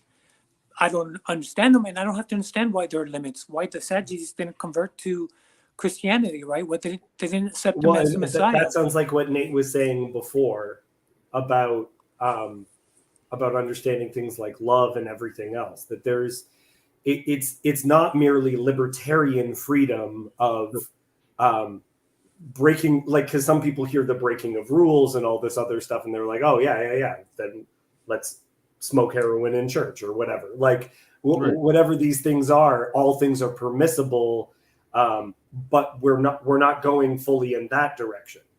There are things that seem impossible that are going against the wind, but the wind is going a particular direction. Right. And Steiner in Philosophy of Freedom actually says that freedom and the way he's talking about it is explicitly expressed through love and creativity. Like that's how it comes about. And it's pretty easy to see how love and creativity are connected to the activities of God and our cooperation with God. Right, because that's what he was all about. Yes. Yeah. And I do want to say something about impossibilities were the impossible made possible. Paul was I think he was a Pharisee, and he was one of the biggest. He ended up being one of the biggest Christians. So, anything is possible, but there are limits. But those limits are brought upon, in my opinion, if God doesn't want that to happen, no matter, we can't open doors that are closed. And one of my favorite. We can't close doors that are open. One of my favorite quotes from the Gospels is, "Lord, I believe, help my unbelief," where it's just like, I know what is necessary. I'm incapable of doing it. Like, I feel like there's, even within that statement, it's like almost a funny way of saying, I don't believe. It's like, everything's capable if you believe. I believe, help my unbelief. Well, David, what I was going to say is, because you began saying that sometimes you have very difficult conversations with someone that's very close-minded, very argumentative, right? They're just, no matter what you do, no matter what strategy you use, they're just not receptive, right? And that's where I'm going with this. There's some doors that are going to be closed and some doors that are open, that, right? And we have, and that's the problem, where we don't know which are those doors that we can push and they'll open, right? Or vice versa. But I think we do have to be sensitive to the prompting of the Holy Spirit, so we know how to spend our time. Right, and that's where that shrewdness that you were talking about before comes in, Alex, right? Because it's like, not every prompting is the prompting of the Spirit. Right. That's where we need the shrewdness. Right. And I think there's a sort of aesthetic capability to discern also what is a truly beautiful action, what is a truly beautiful inspiration. I 100% agree with that, because I think we like, and I don't know exactly how to articulate it, but for a long time I've had this intuition that there is a great degree of likeness between our aesthetic judgments and our moral intuitions. Like they kind of operate in the same way, and both are kind of hard to articulate the why, but we know. Exactly. But that's why we can't rely fully just on the kind of algorithmic law. It has to be there to guide us, but if you are only in that, it's kind of, it doesn't end up producing the maximal beauty. You can think of it musically, like if you have a beautiful piece of classical music, it has certain limitations, it goes through certain, follows certain scales, patterns, but it's always self-transcending. That's what makes it really beautiful. And there's also something of the ought versus the is in both, right? Because it's like if art that merely 100% accurately just represented things as they are wouldn't really be art, which is why AI art sucks, right? Yeah. All it's doing is just trying to draw as the most realistic, glossy, polished image as possible. But that is not like no really truly great human art that makes us stop and be struck with awe at its beauty. None of it has those characteristics at all. It's completely different from that. And because it's not showing us, in some way, it is not showing us a picture of the way the world is. But there's a sense of how it could be or how it ought to be. And the same with our moral intuitions. And there's now that you mentioned art, the artists, they're such individuals that they can see things, or sorry, maybe I should rephrase this. They begin to learn a different way of seeing things. They're captured by different things, and because they have to put that in a blank canvas, right? And I'll make this distinction because I have kids, right? The art that my kids will produce, they do it at a genuine, like they want to do their best, right? But they still don't have the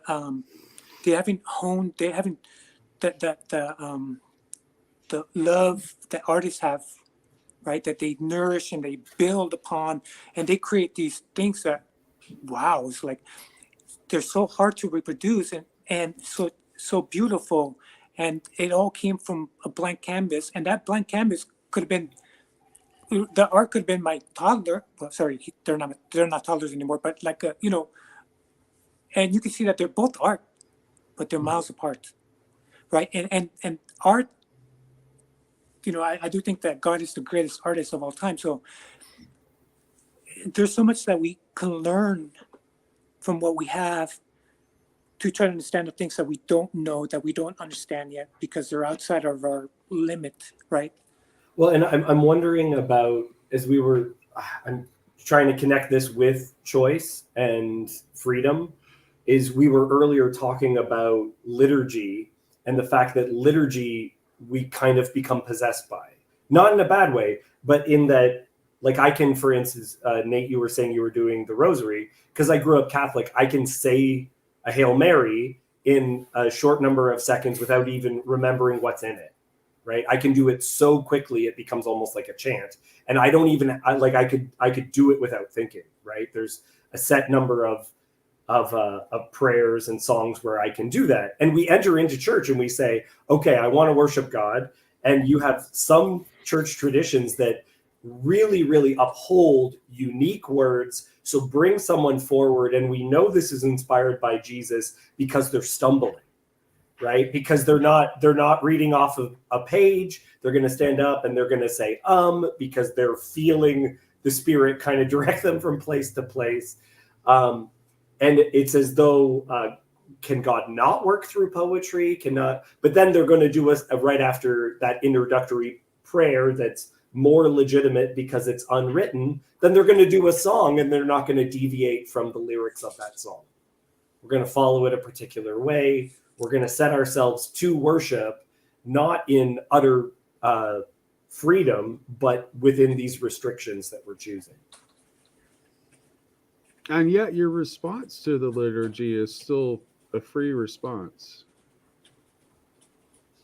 Your personal response to the liturgy as you participated in it. I want to say something because we're talking about tradition and right, learning these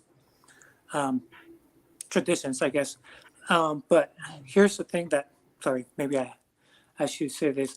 Okay, what's the elephant in the room with our human experience, right? Our everyday, that the minute we walk out the door or the minute we interact with someone, right, with people, and David, you said this, that there could be difficult situations because there's difficult people, right?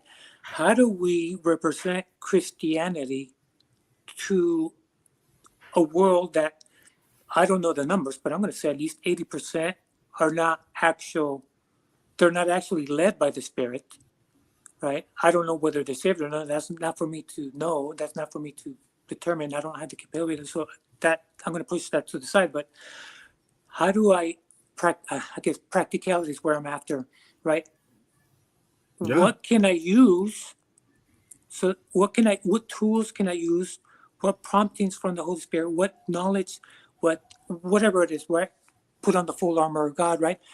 How can that be used in a practical way on the everyday so I can properly represent what a Christian ought to be, right? Because that's at the end of the day, right? The proof is in the pudding, right? How do I represent Christ, and how do I live that out, right? The how is the million-dollar question, because everybody has a different opinion. I had some thoughts that I feel like are sort of related to that, but maybe you can see if it relates. Like the idea of that in order for things to be discernible at all in your experience, you have to have a frame for it. And so we were talking about freedom and this idea that freedom can't just be arbitrary freedom of choice. And you were talking about what can we practically do. And we have these traditions, we have these practices that we do as Christians that you could see as mere algorithms, as something that you just passively take on and do. But you can also see something like the liturgical cycle as something that marks time, punctuates time as you move through the year, which allows you to actually enter into a kind of fullness of that time. I'm sort of at the limits of my thought here. So there's a ton of thoughts going on at the same time. But somehow what I'm trying to express is that if you integrate tradition in your life in a proper manner, it actually frees you somehow, paradoxically, because it allows you to, it sharpens a contrast between freedom and unfreedom somehow. When you submit to certain activities, it somehow elevates contrasts. But Hence, this is, sorry, don't mean to cut you off. But this is No. where I'm going with this. I'm not disagreeing with what you said, so please don't Mhm. take it that way. I'm not disagreeing, but I'm saying is, okay, now what, right? The practical, right? The purpose of this life, the purpose of being here, representing Christ, right? How does that show up in a practical way when we interact with the world? We're going to be in the world, right? At all times, right? Right. And how, right? How do we use all of this, So I guess, tools, for the lack of a better word, how do we use this in a practical way on an everyday with, that's what I'm saying. yeah, Is so that- I don't know about the Orthodox liturgy, but I'm Anglican, and in the Anglican dismissal, which is still part of the liturgy, right? It's the very end of the liturgy, but like they remind us, they tell us, go forth in love and peace. Right. Like right. that's the so Right. like So, but how it is? Sorry, how does that Yeah. manifest itself? right. to- Well, to this your- is when- this when- is the when you- thing, Alex. there's So no here's the thing. algorithm for it. Right. There's no exactly right. It's Yeah. it's that you have to be. It manifests in this. Keep yourself open to the Spirit as you're talking about, Alex, so that when it is manifested to you in a personal way, that here is your opportunity to serve, that you're ready to serve. That's it. Good. Now, see, that- and see and you that? don't know when it's going to happen Right. or Exactly. what form it's going to take or But Nate, and I think you said that before, but I think that's right, right? That's right. And we have to be transformed from within, There you so go. that all of our actions are changed Right, through right. through an inner transformation. And right, but that's what I'm saying, right? Because we have to take this knowledge. These are great discussions, not right. These are great ideas, but I'm saying is, if we don't have a use for them in a practical way in the real world to represent the truthness of Christianity, right? It's just going to sit there in a shelf when we leave the house. I don't. But yes, I do agree with you, and that was a great point you made. I think it cannot stay in the church in this way Right. if you're truly transformed. no. In fact, we're told Everything at will be the changed. dismissal to Yeah. go out, take it Yeah. out there. Right, What's- right. yeah. There you go. There you go. It's Yeah, impossible Now you're for onto things something. not There to you be go. changed. But you cannot somehow hold this change. You cannot make it into a program. Like, how am I Right, going to, exactly right. have these 10 steps to change the world now? Then you're falling back into that algorithm, which Right.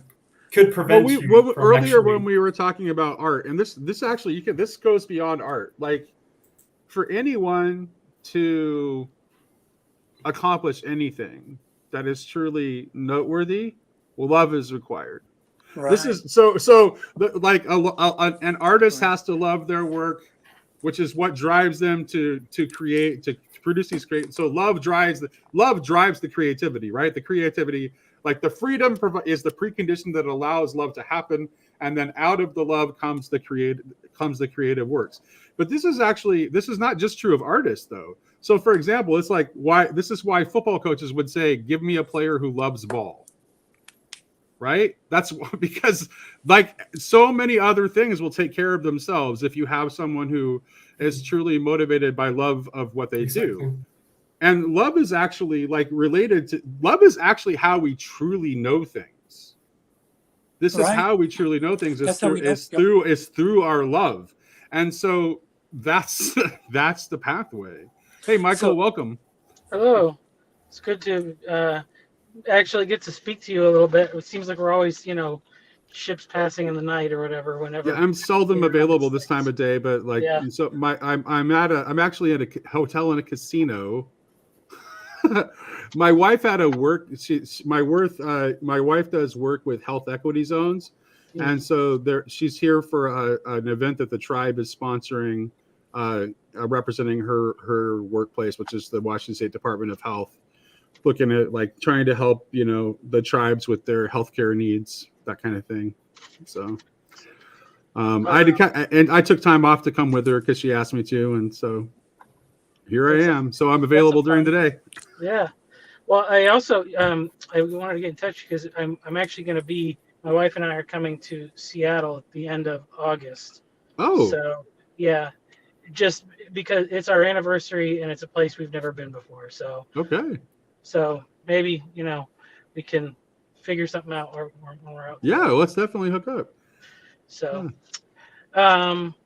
yeah, the conversation from what the 20 minutes or so that I've been listening is interesting. I think I've been thinking a lot about that, kind of that spirit of art and like beauty and aesthetics and things like that. Because there is obviously, there was a time when the effort of the artist to represent things like as they are was very much like a pursuit of like a godly use of their talents, I guess you could say. Like if you say like the Renaissance is like the high point or something of that movement of art. And then Michael, just really quick though, but even in a Renaissance painting, even though there's certainly say more true to life than say some paintings of like earlier periods, there is still something more. There's still something there's still an addition. Yes. Well, yeah. Yes. So I'm yeah. Well, because it's interesting because I ended up showing the Francis Schaeffer video series to the youth in our church or whatever, and he kind of goes through this whole history of art and as it intersects with philosophy, and it's interesting because I think that spirit was the first thing that was taken out in like the progression out of the more realistic forms into like the impressionism and all the forms of modern art. And it's interesting how they were trying to find the essence that they had already removed, I guess, which because you can contrast like the simplicity of some of these works of modern art to like something a child makes, and the child's art is simple, but it's full of that love, especially like when your children make something for you, it's so full of that spirit, even though the representation isn't there or whatever. Right. The correspondence with the visual. And you as a parent, you sense that, and so it's beautiful to you. Yeah. Because of your ability to discern the presence of that love in the work. But there is a difference because the kids do it for the love of the person. The artists they do it for some other reason, I'm assuming, but their growth has already taken place long ago because they're not doing it for a specific person, and if they are, they also have love for the art itself, right? Yeah, they have put in the work, and I think this is where Nate mentioned the drive, the dedication, right? The whole where they pursue this thing, this art, and they learn all that there is, the techniques, the different applications, how to make it. So, right, the kid doesn't know any of that. They're just doing it because they care about you, right? And that's the distinction between an outsider. They see two pieces, one from a kid, one from a professional artist, and they know, oh, this one, I like this one, right? Because not because the kids wasn't made with love, but because of there's something different, and that's why it's mastery, and the mastery is a result of the love of the thing that you are mastering. Like that's why you become a master of it. Now, I mean, you can have talent without love, but you can only go so far with talent. Like someone who has less talent but more love of the thing will go farther than someone who merely has talent for the thing. And I think because one of the things that I've learned in my life is that pride gets in the way of many things. Pride gets in the way of growth, because the minute things get difficult, or the minute someone questions your ideas or whatever, we get defensive. And that, so when I get criticized, that's an opportunity for growth, right? When the coach tells you, you know what, as an example, your left hand dribble, man, that's terrible, right? They're not saying this to tear me down. They're saying this so I can practice more using my left hand instead of avoiding it because I'm terrible at left-handed dribble, right? So I have learned to be patient when other people are trying to correct me so I can grow, right? To be okay with the frustration of learning a new skill because it is difficult, because I make mistakes, but I have to stay with it so I can improve little by little mastery, I think is what you said, Nate, to build that, right? To stay away from the low-hanging fruit, right? Water never flows uphill. And in the everyday life, people do want to love you. Sometimes they don't show it the way we want to see it, and they say something, and we get defensive, and we shut down because they see a flaw in us, and we, instead of us saying, well, help me grow, right, we say, no, stay away from me, you're killing my vibe, right? But yeah, how do we grow? Well, I'm wondering, I don't know if this is going to throw anything off, is that some people will say, and like I have friends who were semi-professional athletes, and they'll say something like, it's not enough to love to win, you have to hate to lose. Like, and hating to lose is such an important part where it's like, and they'll say, love will only get you so far, and then you actually need to hate to lose. And you could have made me think of Saint Isaac the Syrian when he talks about the fear of God and the love of God being like these two sides or two walls that keep you on the straight path. Right. Yeah. So it's like the fear of God is kind of related to this idea of hating to lose. And I don't know if this fits with it as well. Is in helping. I write some poetry. And so friends will sometimes send people to me because they're trying to write a poem, and they say, well, talk to Dave. He'll help you with it.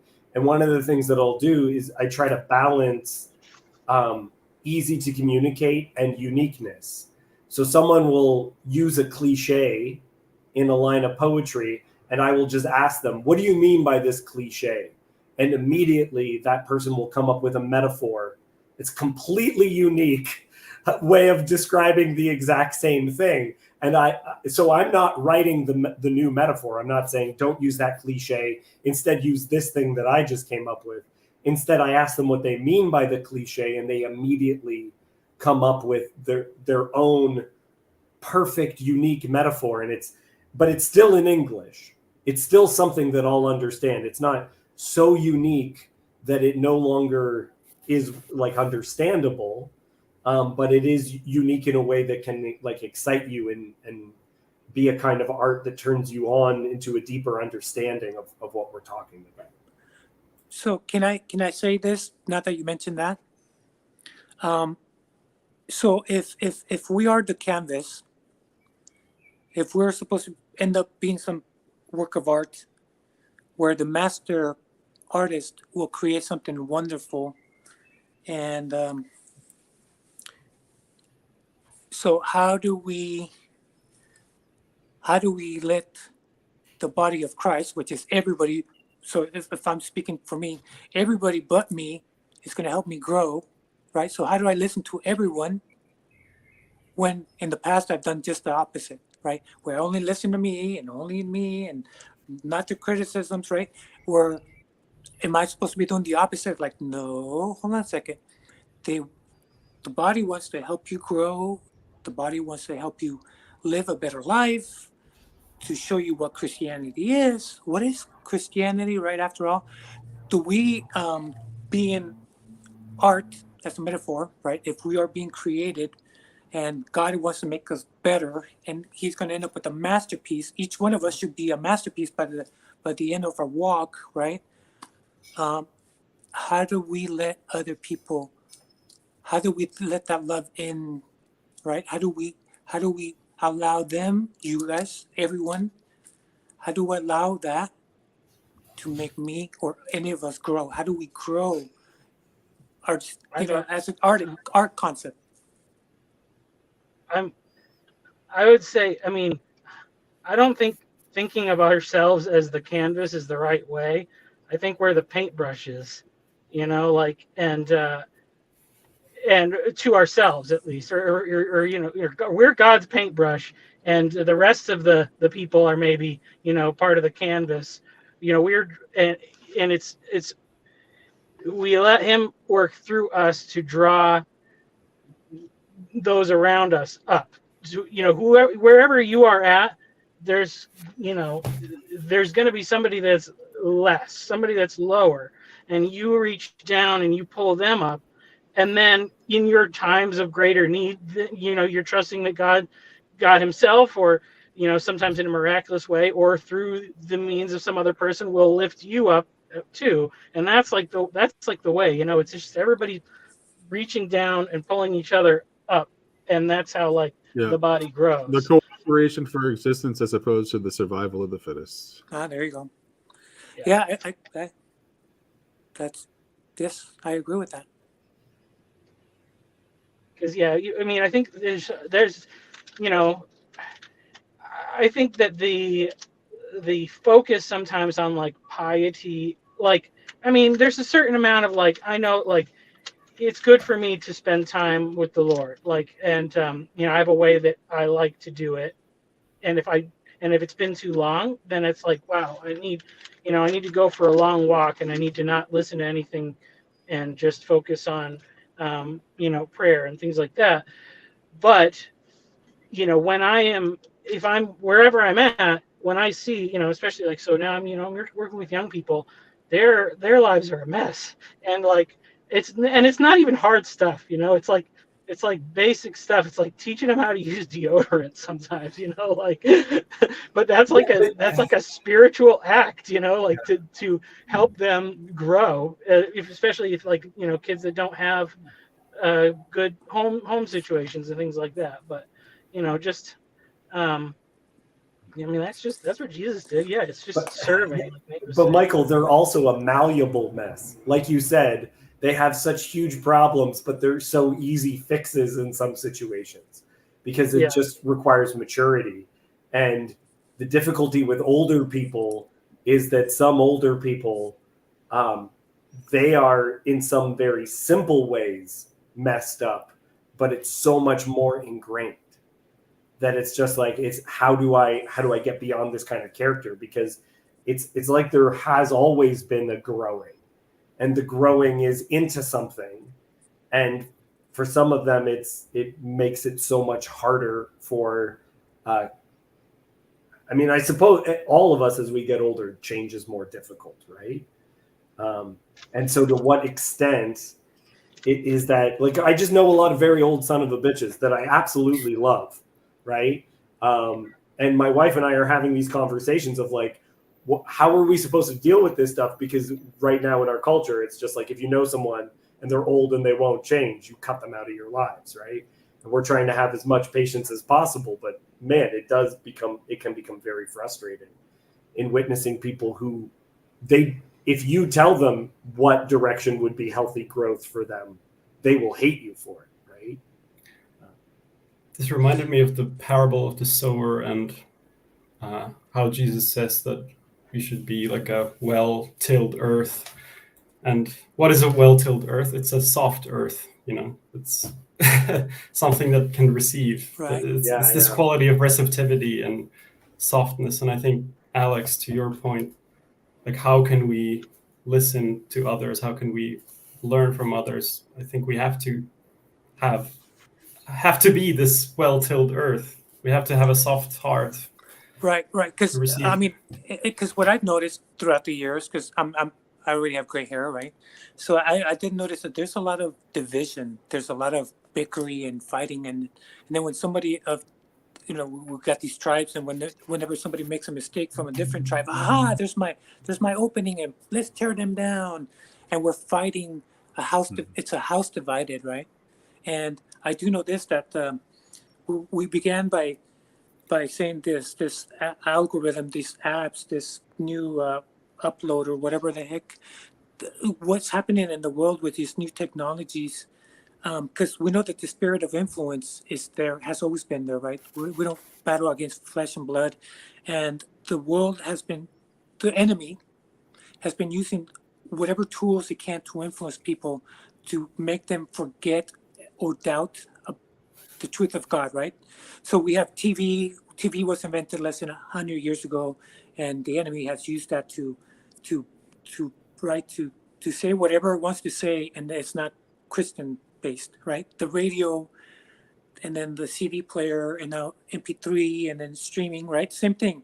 And these people get super popular and famous, and they will tell the world what they want to say, and it's not Christian based, right?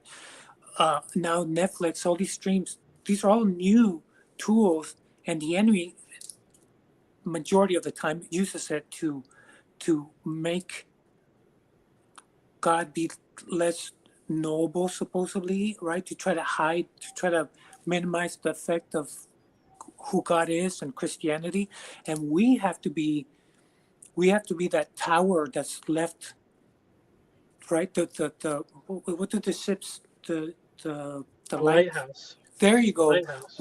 There, many lighthouses have been torn down, and there's very few left.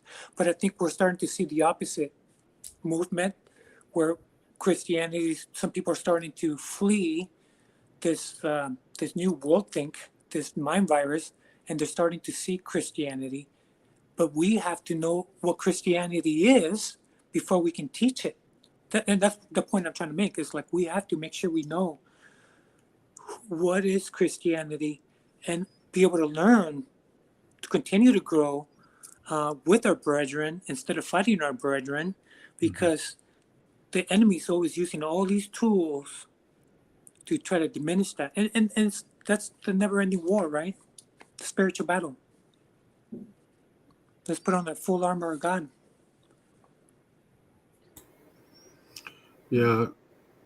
Michael, go ahead. You're starting to say something. I think so. I kind of made this recent discovery or whatever, and I had shared about it, that I'm not just a little bit on the spectrum, I'm highly on the spectrum, and was really good at masking. So okay. Yeah. Yeah. So but what I realized is so my read on social settings has been bad my whole life, essentially. And but I remain a Christian because the home I grew up in and the church I grew up in, the people didn't, it's not that they didn't make mistakes, it's that they owned their mistakes. They did what the Bible said about their mistakes, and they led from their wounds, which is because that's the thing. Christ, we don't know what, we kind of have an assumption, what of you hear people talk about, our resurrection bodies are going to be kind of these platonic ideal forms or something, but the one resurrection body that we've seen and know of still bears wounds, and those wounds are not they're not defects, they are beautified, and I think that and so it's interesting because a lot of people that are autistic walk away from faith because they experience it in such a superficial way. They hear people say, I follow God, but then the way they live their life doesn't correspond with that. In my experience, the people that I was raised around, it did. But that really was most seen in the fact that when they made a mistake, when they hurt somebody, when they hurt me or whatever, they would apologize and they would ask for forgiveness. And they, went through that. And I think that the thing with the woke kind of the religious aspect of it, or the community aspect of it, is that there's a lot of people that are authentic in it in regards to reacting against prior wounds, but it's not, I don't think it's for the most part, a lot of it is not filled with genuine love.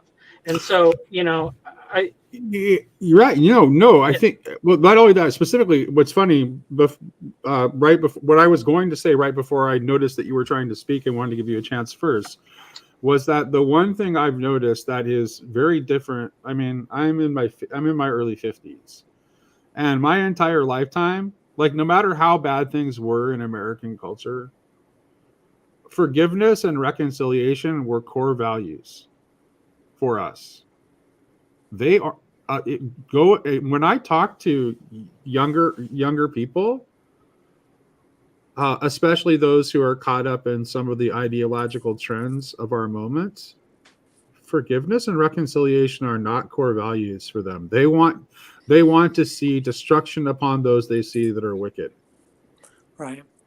And there is not there's not really much place for forgiveness or reconciliation in their view at all. The bad are bad and the good are good. And in this case, like, it's the victims are good, the oppressors are bad, justice for the victims, and hell for the oppressors. Like that's it's a sort of, I mean, that's what they want. Right. I think it's the danger for religious people is to turn religion into ideology, to instrumentalize it, and to yes, and do this exactly is that. precisely right. And which is when Christians go all out in fighting the culture war, they end up engaging in a mimetic rivalry with those forces, and they end up looking just like them. Which is why you have Christians reacting in such a bizarre way, where it's like, oh, this woman who was formerly a OnlyFans model couldn't possibly be really a Christian now. Mm-hmm. Which is the least Christian thing you could possibly say. for such were we were such as we were just like that. Romans, what it said there, we were, or Corinthians, we were just like them. I want it to be more complicated, though, because I do think that there's some legitimacy in what people are, in some of the people's skepticism, because we've also created a Christianity that is full of hackable systems.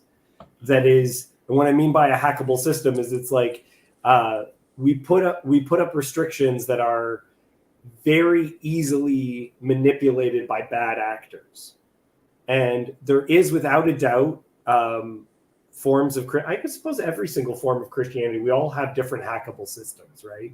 Where there's, within evangelicalism, there's certain systems where people can very easily jump on. And in some situations, like, this is why there's the importance of the term grifter, right? Is if you are willing to switch sides, you'll immediately get more views because people like you even more because, guys, he used to be this thing and now he's that thing. So that means he knows they're thinking from the inside and all but that also is a way that you can get a whole bunch of extra attention, extra money, extra whatever. And so there is an issue where absolutely Christianity needs to uphold these ideas of repentance. But we also need to understand that we've created hackable systems where people turn these people into celebrities because they repented. It's like moving away, just realizing that something previously was a bad idea now makes you, because you're admitting that you were a person full of vice. That is not the same thing as saying now they're virtuous. Now they have self-control. Now they have all these things. So I think there's something to that hasn't been fully worked out. Yeah, and sure, and being in the public eye can only complicate everything for you as you're trying to begin to live a Christian life, for sure. Right.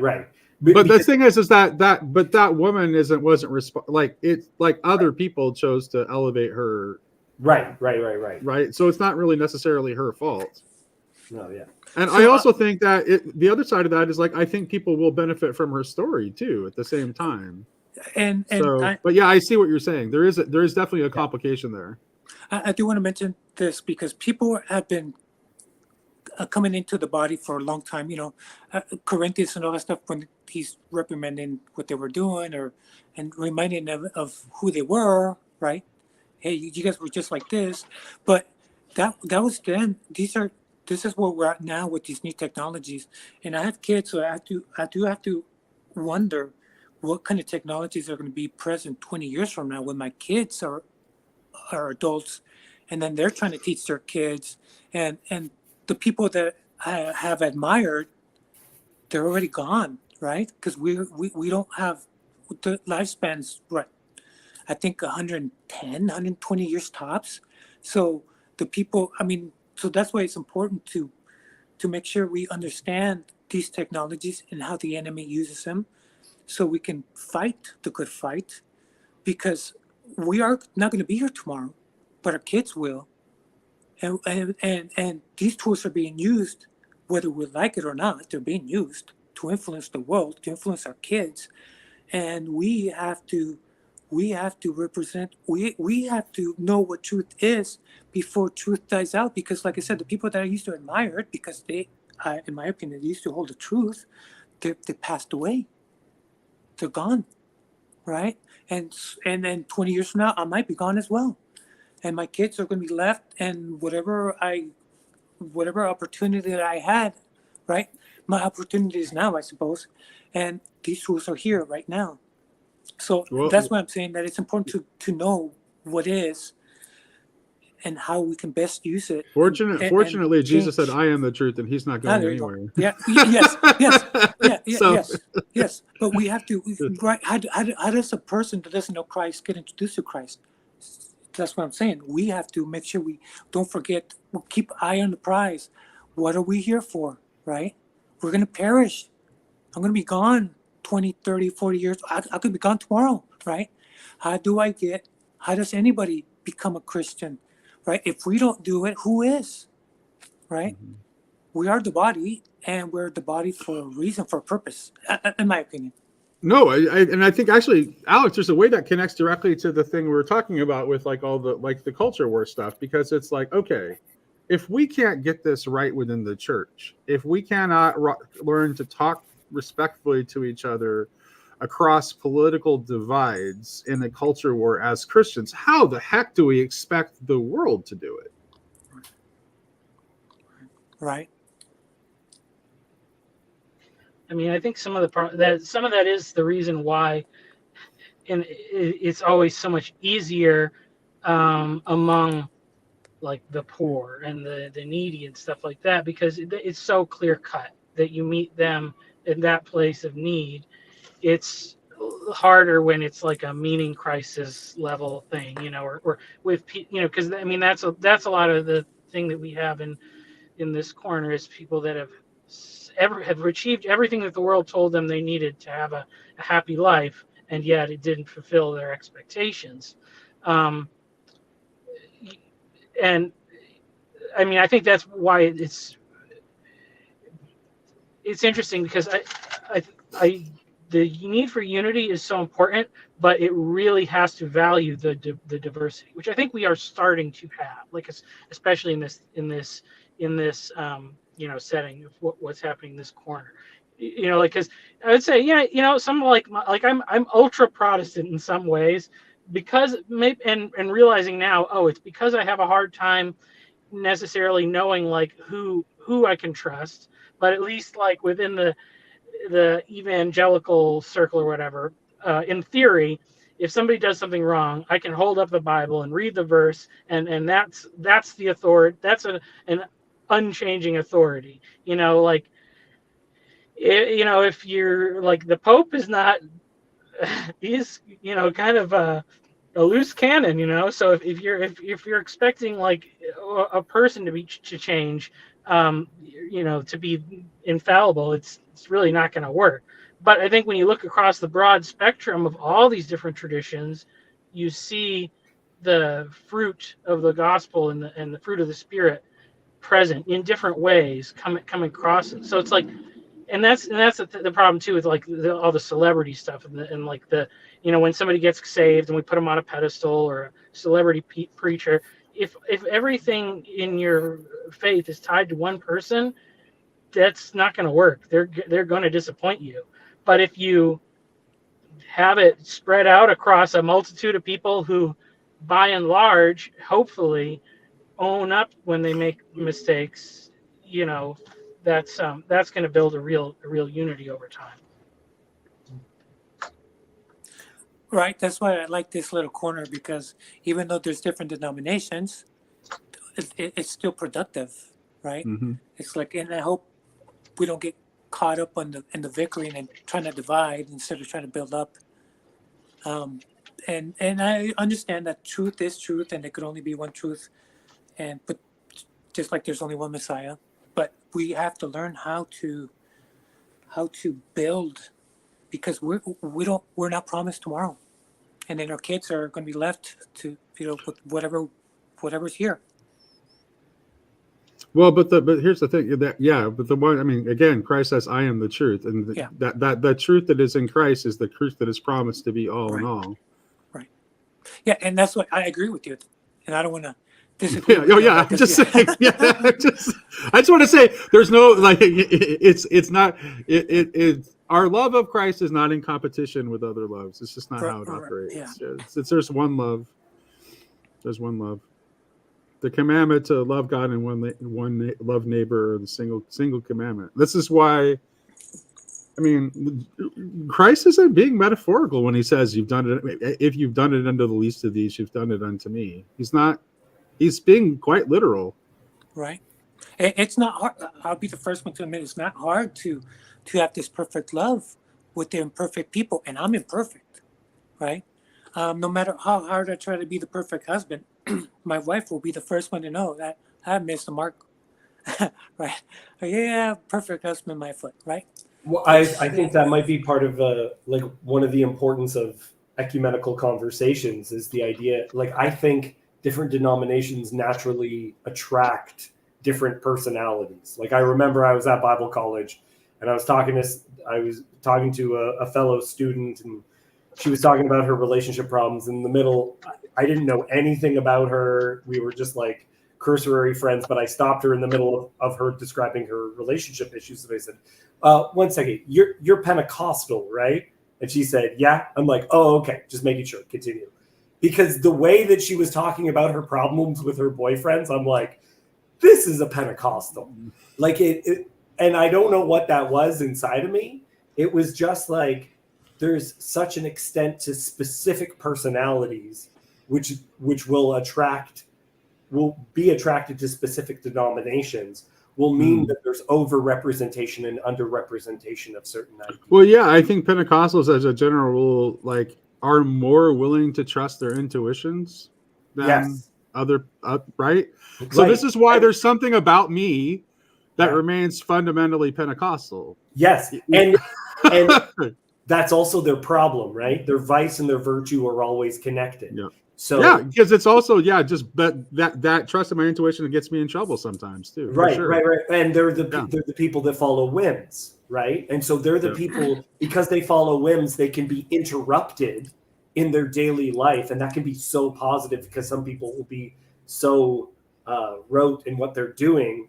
But then you also have people where it's just, in this particular circumstance, I could tell some of her relationship problems were directly lined up with exactly what her virtue would be, is her vice of, you went this and then you went in that direction, then you went in that. It's just like stay still kind of a thing. This is one other thing that Michael and I were talking about autism recently, and Nate, actually, that was our first interaction, was because I said an asshole comment related to it. Oh, hey, don't worry about it. By the way, my kids think I am too. Right. Yeah, my wife thinks I am too. So does my family. But so within that, though, the idea, I've been kind of obsessed with the importance of autistic people within movements, a lack of tolerance or like a need for systems, but then you can see where things are inconsistent. Michael was talking before about the importance of consistency, that there were people modeling positive things, so that was incorporated into it. So instead of Michael being struck by the inconsistencies in his faith, instead he saw it as a consistent thing, that, okay, this is how we correct, this is how we move forward. And that autistic people are going to become part of these movements in larger amounts, and they're going to be revealing consistencies and inconsistencies within movements. They're going to create the theology, the framework, and then some of that is going to expose its strengths, but also its weaknesses. So my son is on the autism spectrum, and he's like, for him, it's like it's either on or off, right? So the reason I'm in the church that I'm in now is because of my son. Because he came to me one day, this was like in the middle of the pandemic, when there were no churches weren't open yet, and I had been like, right before the pandemic, I've been kind of like looking for a new church, and my son comes into my office and he says to me, "Dad, I want to be Anglican." And I'm like, what? Where's this coming from? You want to be Anglican? Because like back when I converted to Catholicism in the mid 90s, like the Anglican tradition was like the one thing I just wrote off automatically. It's like, oh, that's the Henry VIII thing. It's like, what? They're obviously wrong. Don't need to think about them. We don't know who's right, but we know who must be a little bit right. off. Yeah. So Yeah, it's like, yeah, definitely but not based on that guy's dating track record. And my son, it's like, so why Anglican? And rather than engage me in an argument, he just points at my bookshelf behind me, and I look, and it's like, oh, C.S. Lewis, Rowan Williams, Malcolm Guite. Okay, point taken. We'll go check it out, son. And he was gung ho for about 2 years, and like very gung ho. It's like he would pray the daily office 3 times a day, like super dedicated, as autistic people can be when they have a new obsession, right? And so, but he was personally let down when we had our original rector and our other priests at the time when we first started. They ended up leaving our church and moving on.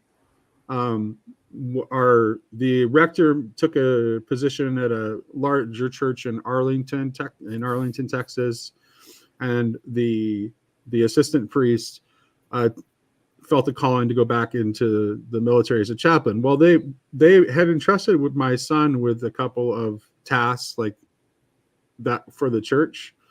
But then when my son actually communicated to people, about the things that they'd asked him to do, it's like there was no interest, and he was like, and the social pressures of all that became overwhelming. And then so now he's in this weird place where he's like, he had a conversation with he still comes to my estuary meetings. And I heard him having a conversation with our current priest, Father Joe McCulley, who's just an amazing guy. And he was having a conversation with my son and kind of talking him through where he was.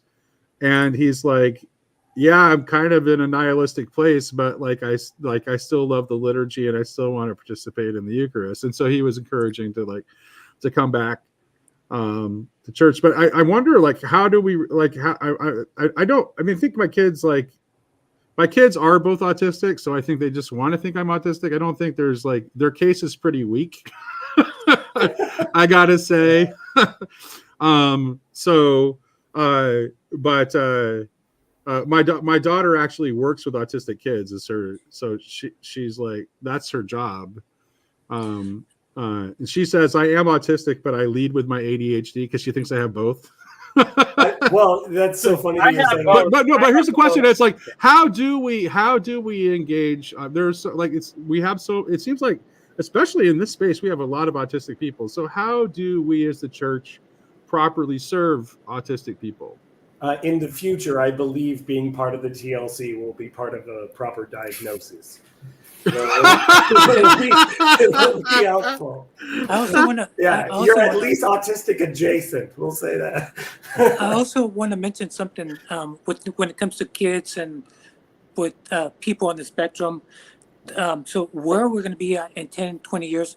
So nowadays, these new technologies, they're taking over. So nowadays, if you want to take a calculus class at university, I had the experience where I was expecting a textbook. I was expecting an instructor, or maybe one of the previous classes was at least the instructor would record the lecture and then you could watch it on your own time. But now it's not an instructor and it's not a textbook. It's this new algorithm, this new software. They call it Alex with the KS, Alex. And the instructor is the bot teaching you calculus. And it'll test you, okay, Alex, where are you at? What do you know? And it'll teach me only the stuff that I don't know. And the stuff that I do know is okay, you got that off to the side. But this is now. These are the technologies now. AI in the school system, right? And then the more we use it, society-wise, right? The more we use these technologies, the more AI is going to have these answers when people ask questions. And the answers that they're going to give are not the Christian answers, right? So how is this going to influence, change society in the future if we become silent, right? If we care not to engage, if we care not to grow. That's what I'm saying, because I see these technologies, increasing and more capable and more powerful, and they're not going anywhere. So how do we fight that battle most effectively? Yeah, and I'm wondering, and Nate, I wonder to what extent liturgy is directly designed for people with ADHD and autism, because it's just like, and it's something that I think other churches should have. Because going to an Anglican church, if you then go to a regular evangelical church, you're like, wouldn't it be great if in the middle of this we just stood up, sat down, like stand up, sit down, sing, now we repeat, now we do this, now we do that. The church I grew up in, the Assemblies of God church that I grew up in, which would have people like break out speaking in tongues and prophesying in the middle of the service, would have freaked my son out. Yeah, I can imagine.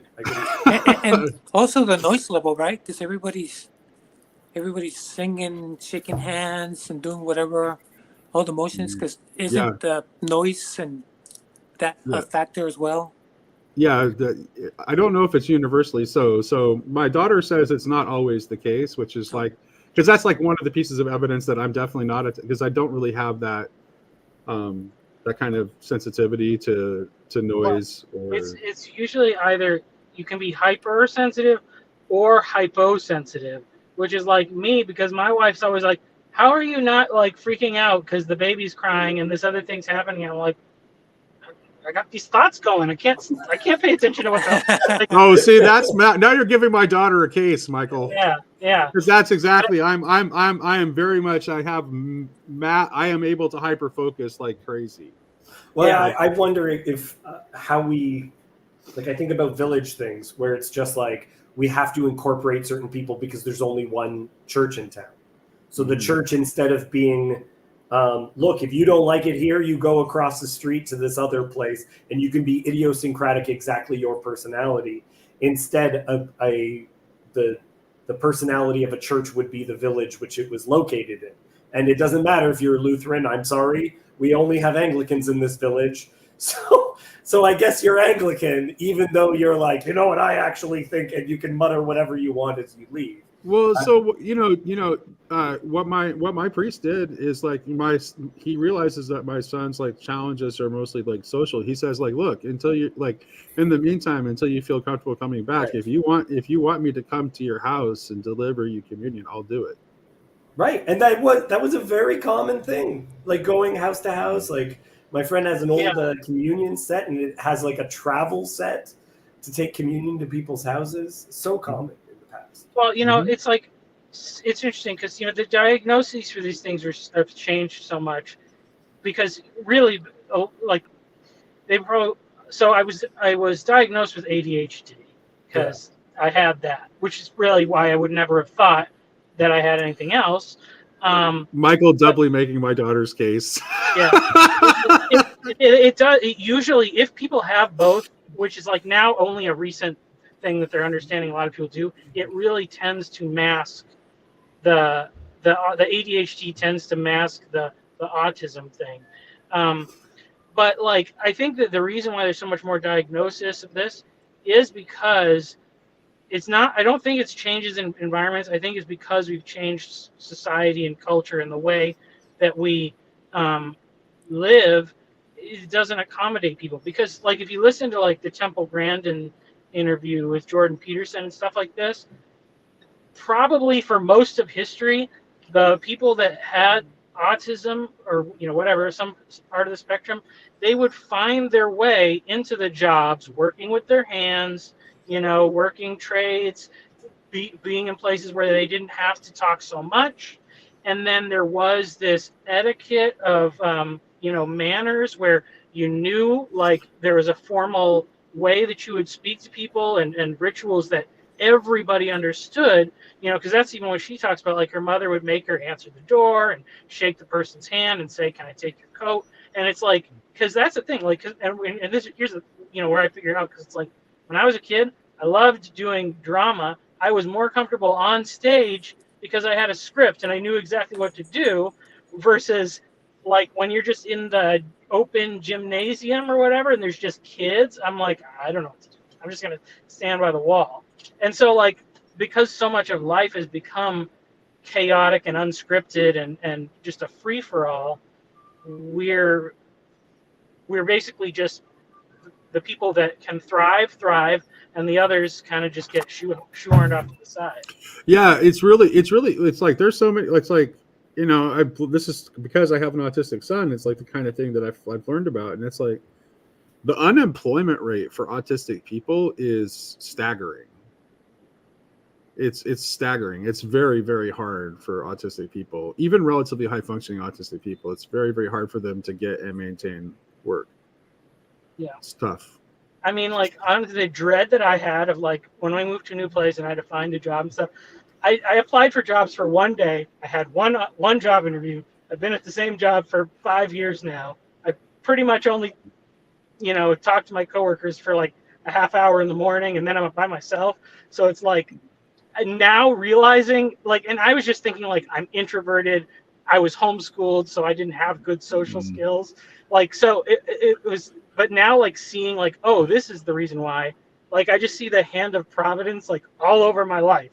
Like, but really in a great way, because I was pushed and stretched to do so many things to become, like, a more capable person that if I had been like put in a special ed class or something, I probably would have just, you know, I would have had this crutch that would have allowed me to not do anything. So I don't know. Well, the special ed classes, at least like my son was born in 2000, so it's like the special ed classes that they put him in were so bad. That's why we ended up homeschooling him. It's like, first of all, he's not intellectually challenged, so it's like he didn't really belong in the special ed classes to begin with. So and he was just like, he basically felt incredibly patronized the whole time, because, you know, it's like he'd come home from school every day and he's like, Dad, they're talking to me like I'm retarded, and he was really mad and frustrated. Yeah.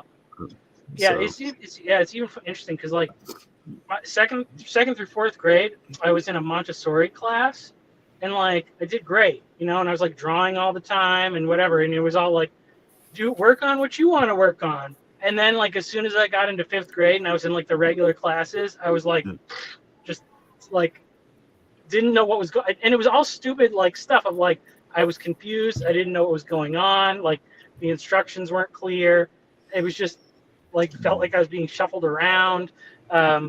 So yeah, it's really just, I think that so much of our systems have. Well, it's that there is a system. There's a single system, right? Yeah. And so that comes up with, when you have a single system, you have a single criteria of success and failure. And so again, it's like there's only the Pentecostal church. It's like everyone who fits into this box is fine, anyone outside of it. Because I would wonder, Nate, if other countries have the same levels of specifically homelessness of people who are autistic. Because I didn't say homelessness. I said unemployment. Unemployment. Yeah. Unemployment. Yeah, because which obviously is a threat of. That's a threat of eventual homelessness, right? I mean, right. Absolutely. But I think a lot of autistic kids are like, a lot of them are cared for by their families, like into adulthood. But at some point, like, something has to happen. Right. You know, and it's like, I think that like finding, at least for the high functioning autistic people, it's like figuring out a way to make it easier for them to transition into meaningful work that can allow them to live a fulfilled life is a better solution than having them on disability. Yeah. It's right. Well, you know, it's like a part of the globalism problem, because basically we just decided everybody in America is going to be part of a managerial class, and all like people that work with their hands are going to be people from China or, you know, South America or something. And like, how is that like? That was a hubristic idea to think that, your whole country is going to be a singular type of people or whatever. So that's kind of part of the failure of that system, I think. I wanted to say as well, just because we had previously, and I want to include both the vice and the virtue, because I think we might see it as a very positive thing that this little corner has a lot of autistic people. And I would agree with that. I was having a conversation with a friend of mine, and because he has kids, and he has 3 kids who are on the spectrum, and that's how he found out he was on the spectrum, is he started being like, wait a second, because he was talking with his wife. He's just like, yeah, they have these problems, but I mean, I had those problems.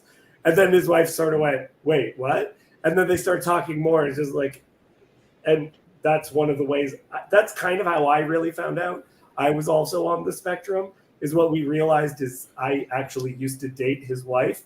And so it turns out that she has a type, and her type is on the spectrum. Because we had these conversations. I was like, oh, face blindness. You've had this too? And it doesn't matter. But while we were having, because he understood some of this stuff a lot more because of his kids, he was much further up on the literature. That's face blindness is definitely a thing I don't have. It's like I'm actually like I have an incredible memory for faces. Like I recognized Laramie when he was on Paul's live stream. Oh, I have ridiculous, like instantly. No, it's like we shook hands and talked briefly once, like in 2020 when I was there in Sioux Center working for the Yang campaign. No, I have incredible memory for faces, but if I'm really, really tired, I can sometimes see someone's face on the back of their head. Okay. I don't know how to explain it. It's a weird thing, but I'm like the best at IMDb. Watching something, and my wife is like, I'll like shout something. Who's that? Like, I always know. Why is that important? Who cares? And then she'll say, and then a lot of times she'll say, no, that can't be right. And then she'll look it up, and I was right. Yeah. That's part of what I mean. We saw a play, and I recognized an actor from a show, and they were 30 years younger on it, and and they were a supporting role on it. Yeah. And she's like, no one should know that information. Anyway, the reason why I brought it up, though, was that I started asking him questions because I started realizing, oh, there's a lot of feminists who are on the autism, like male feminists are oftentimes autistic. Oh, a lot of male pickup artists are also on the autism spectrum. And so a lot of people who are trying to unlock themselves from ideology are autistic. But a lot of people super locked into ideology are also very autistic. Like there's an overrepresentation in a lot of different my son attends a group therapy session for like adults with autism, and that like maps on to like what he tells me. Like anti-racists and modern day and members of neo-Nazi groups will be overly represented because it's a system. And so if they don't see a contradiction in the system, it's a system that they find fun to exist. A lot of libertarians are autistic too. Yes, overrepresentation up there. That's a perfect example. A lot of consistency. If you listen to libertarians find it fun when they describe the personalities of libertarians, where it's like, high IQ, minimal empathy, low discuss sensitivity. And Jonathan Haidt says that in front of a bunch of libertarians, and they laugh. They're not like, oh, he's calling us psychopaths. They're like, that's funny. Yeah. Lack of empathy and high IQ. Sure. That's great. We love it. Yeah. Although Alexander McCrease tells me he is not autistic. Okay. Good. Good or bad? I don't know. All right. Well, I have to go. This has really been an amazing stream. I'll just leave studio and leave it to you guys. I'm gonna go to work. I have work to do. So all right. All right. So I'll just go ahead and end the stream then, guys. Yeah, sounds great. It was really Thanks. great talking Great to you to all talk this to you guys. morning. Great to meet you all. Okay. All right. Bye-bye. Nice to meet everyone. Great conversation. Bye bye. Yeah.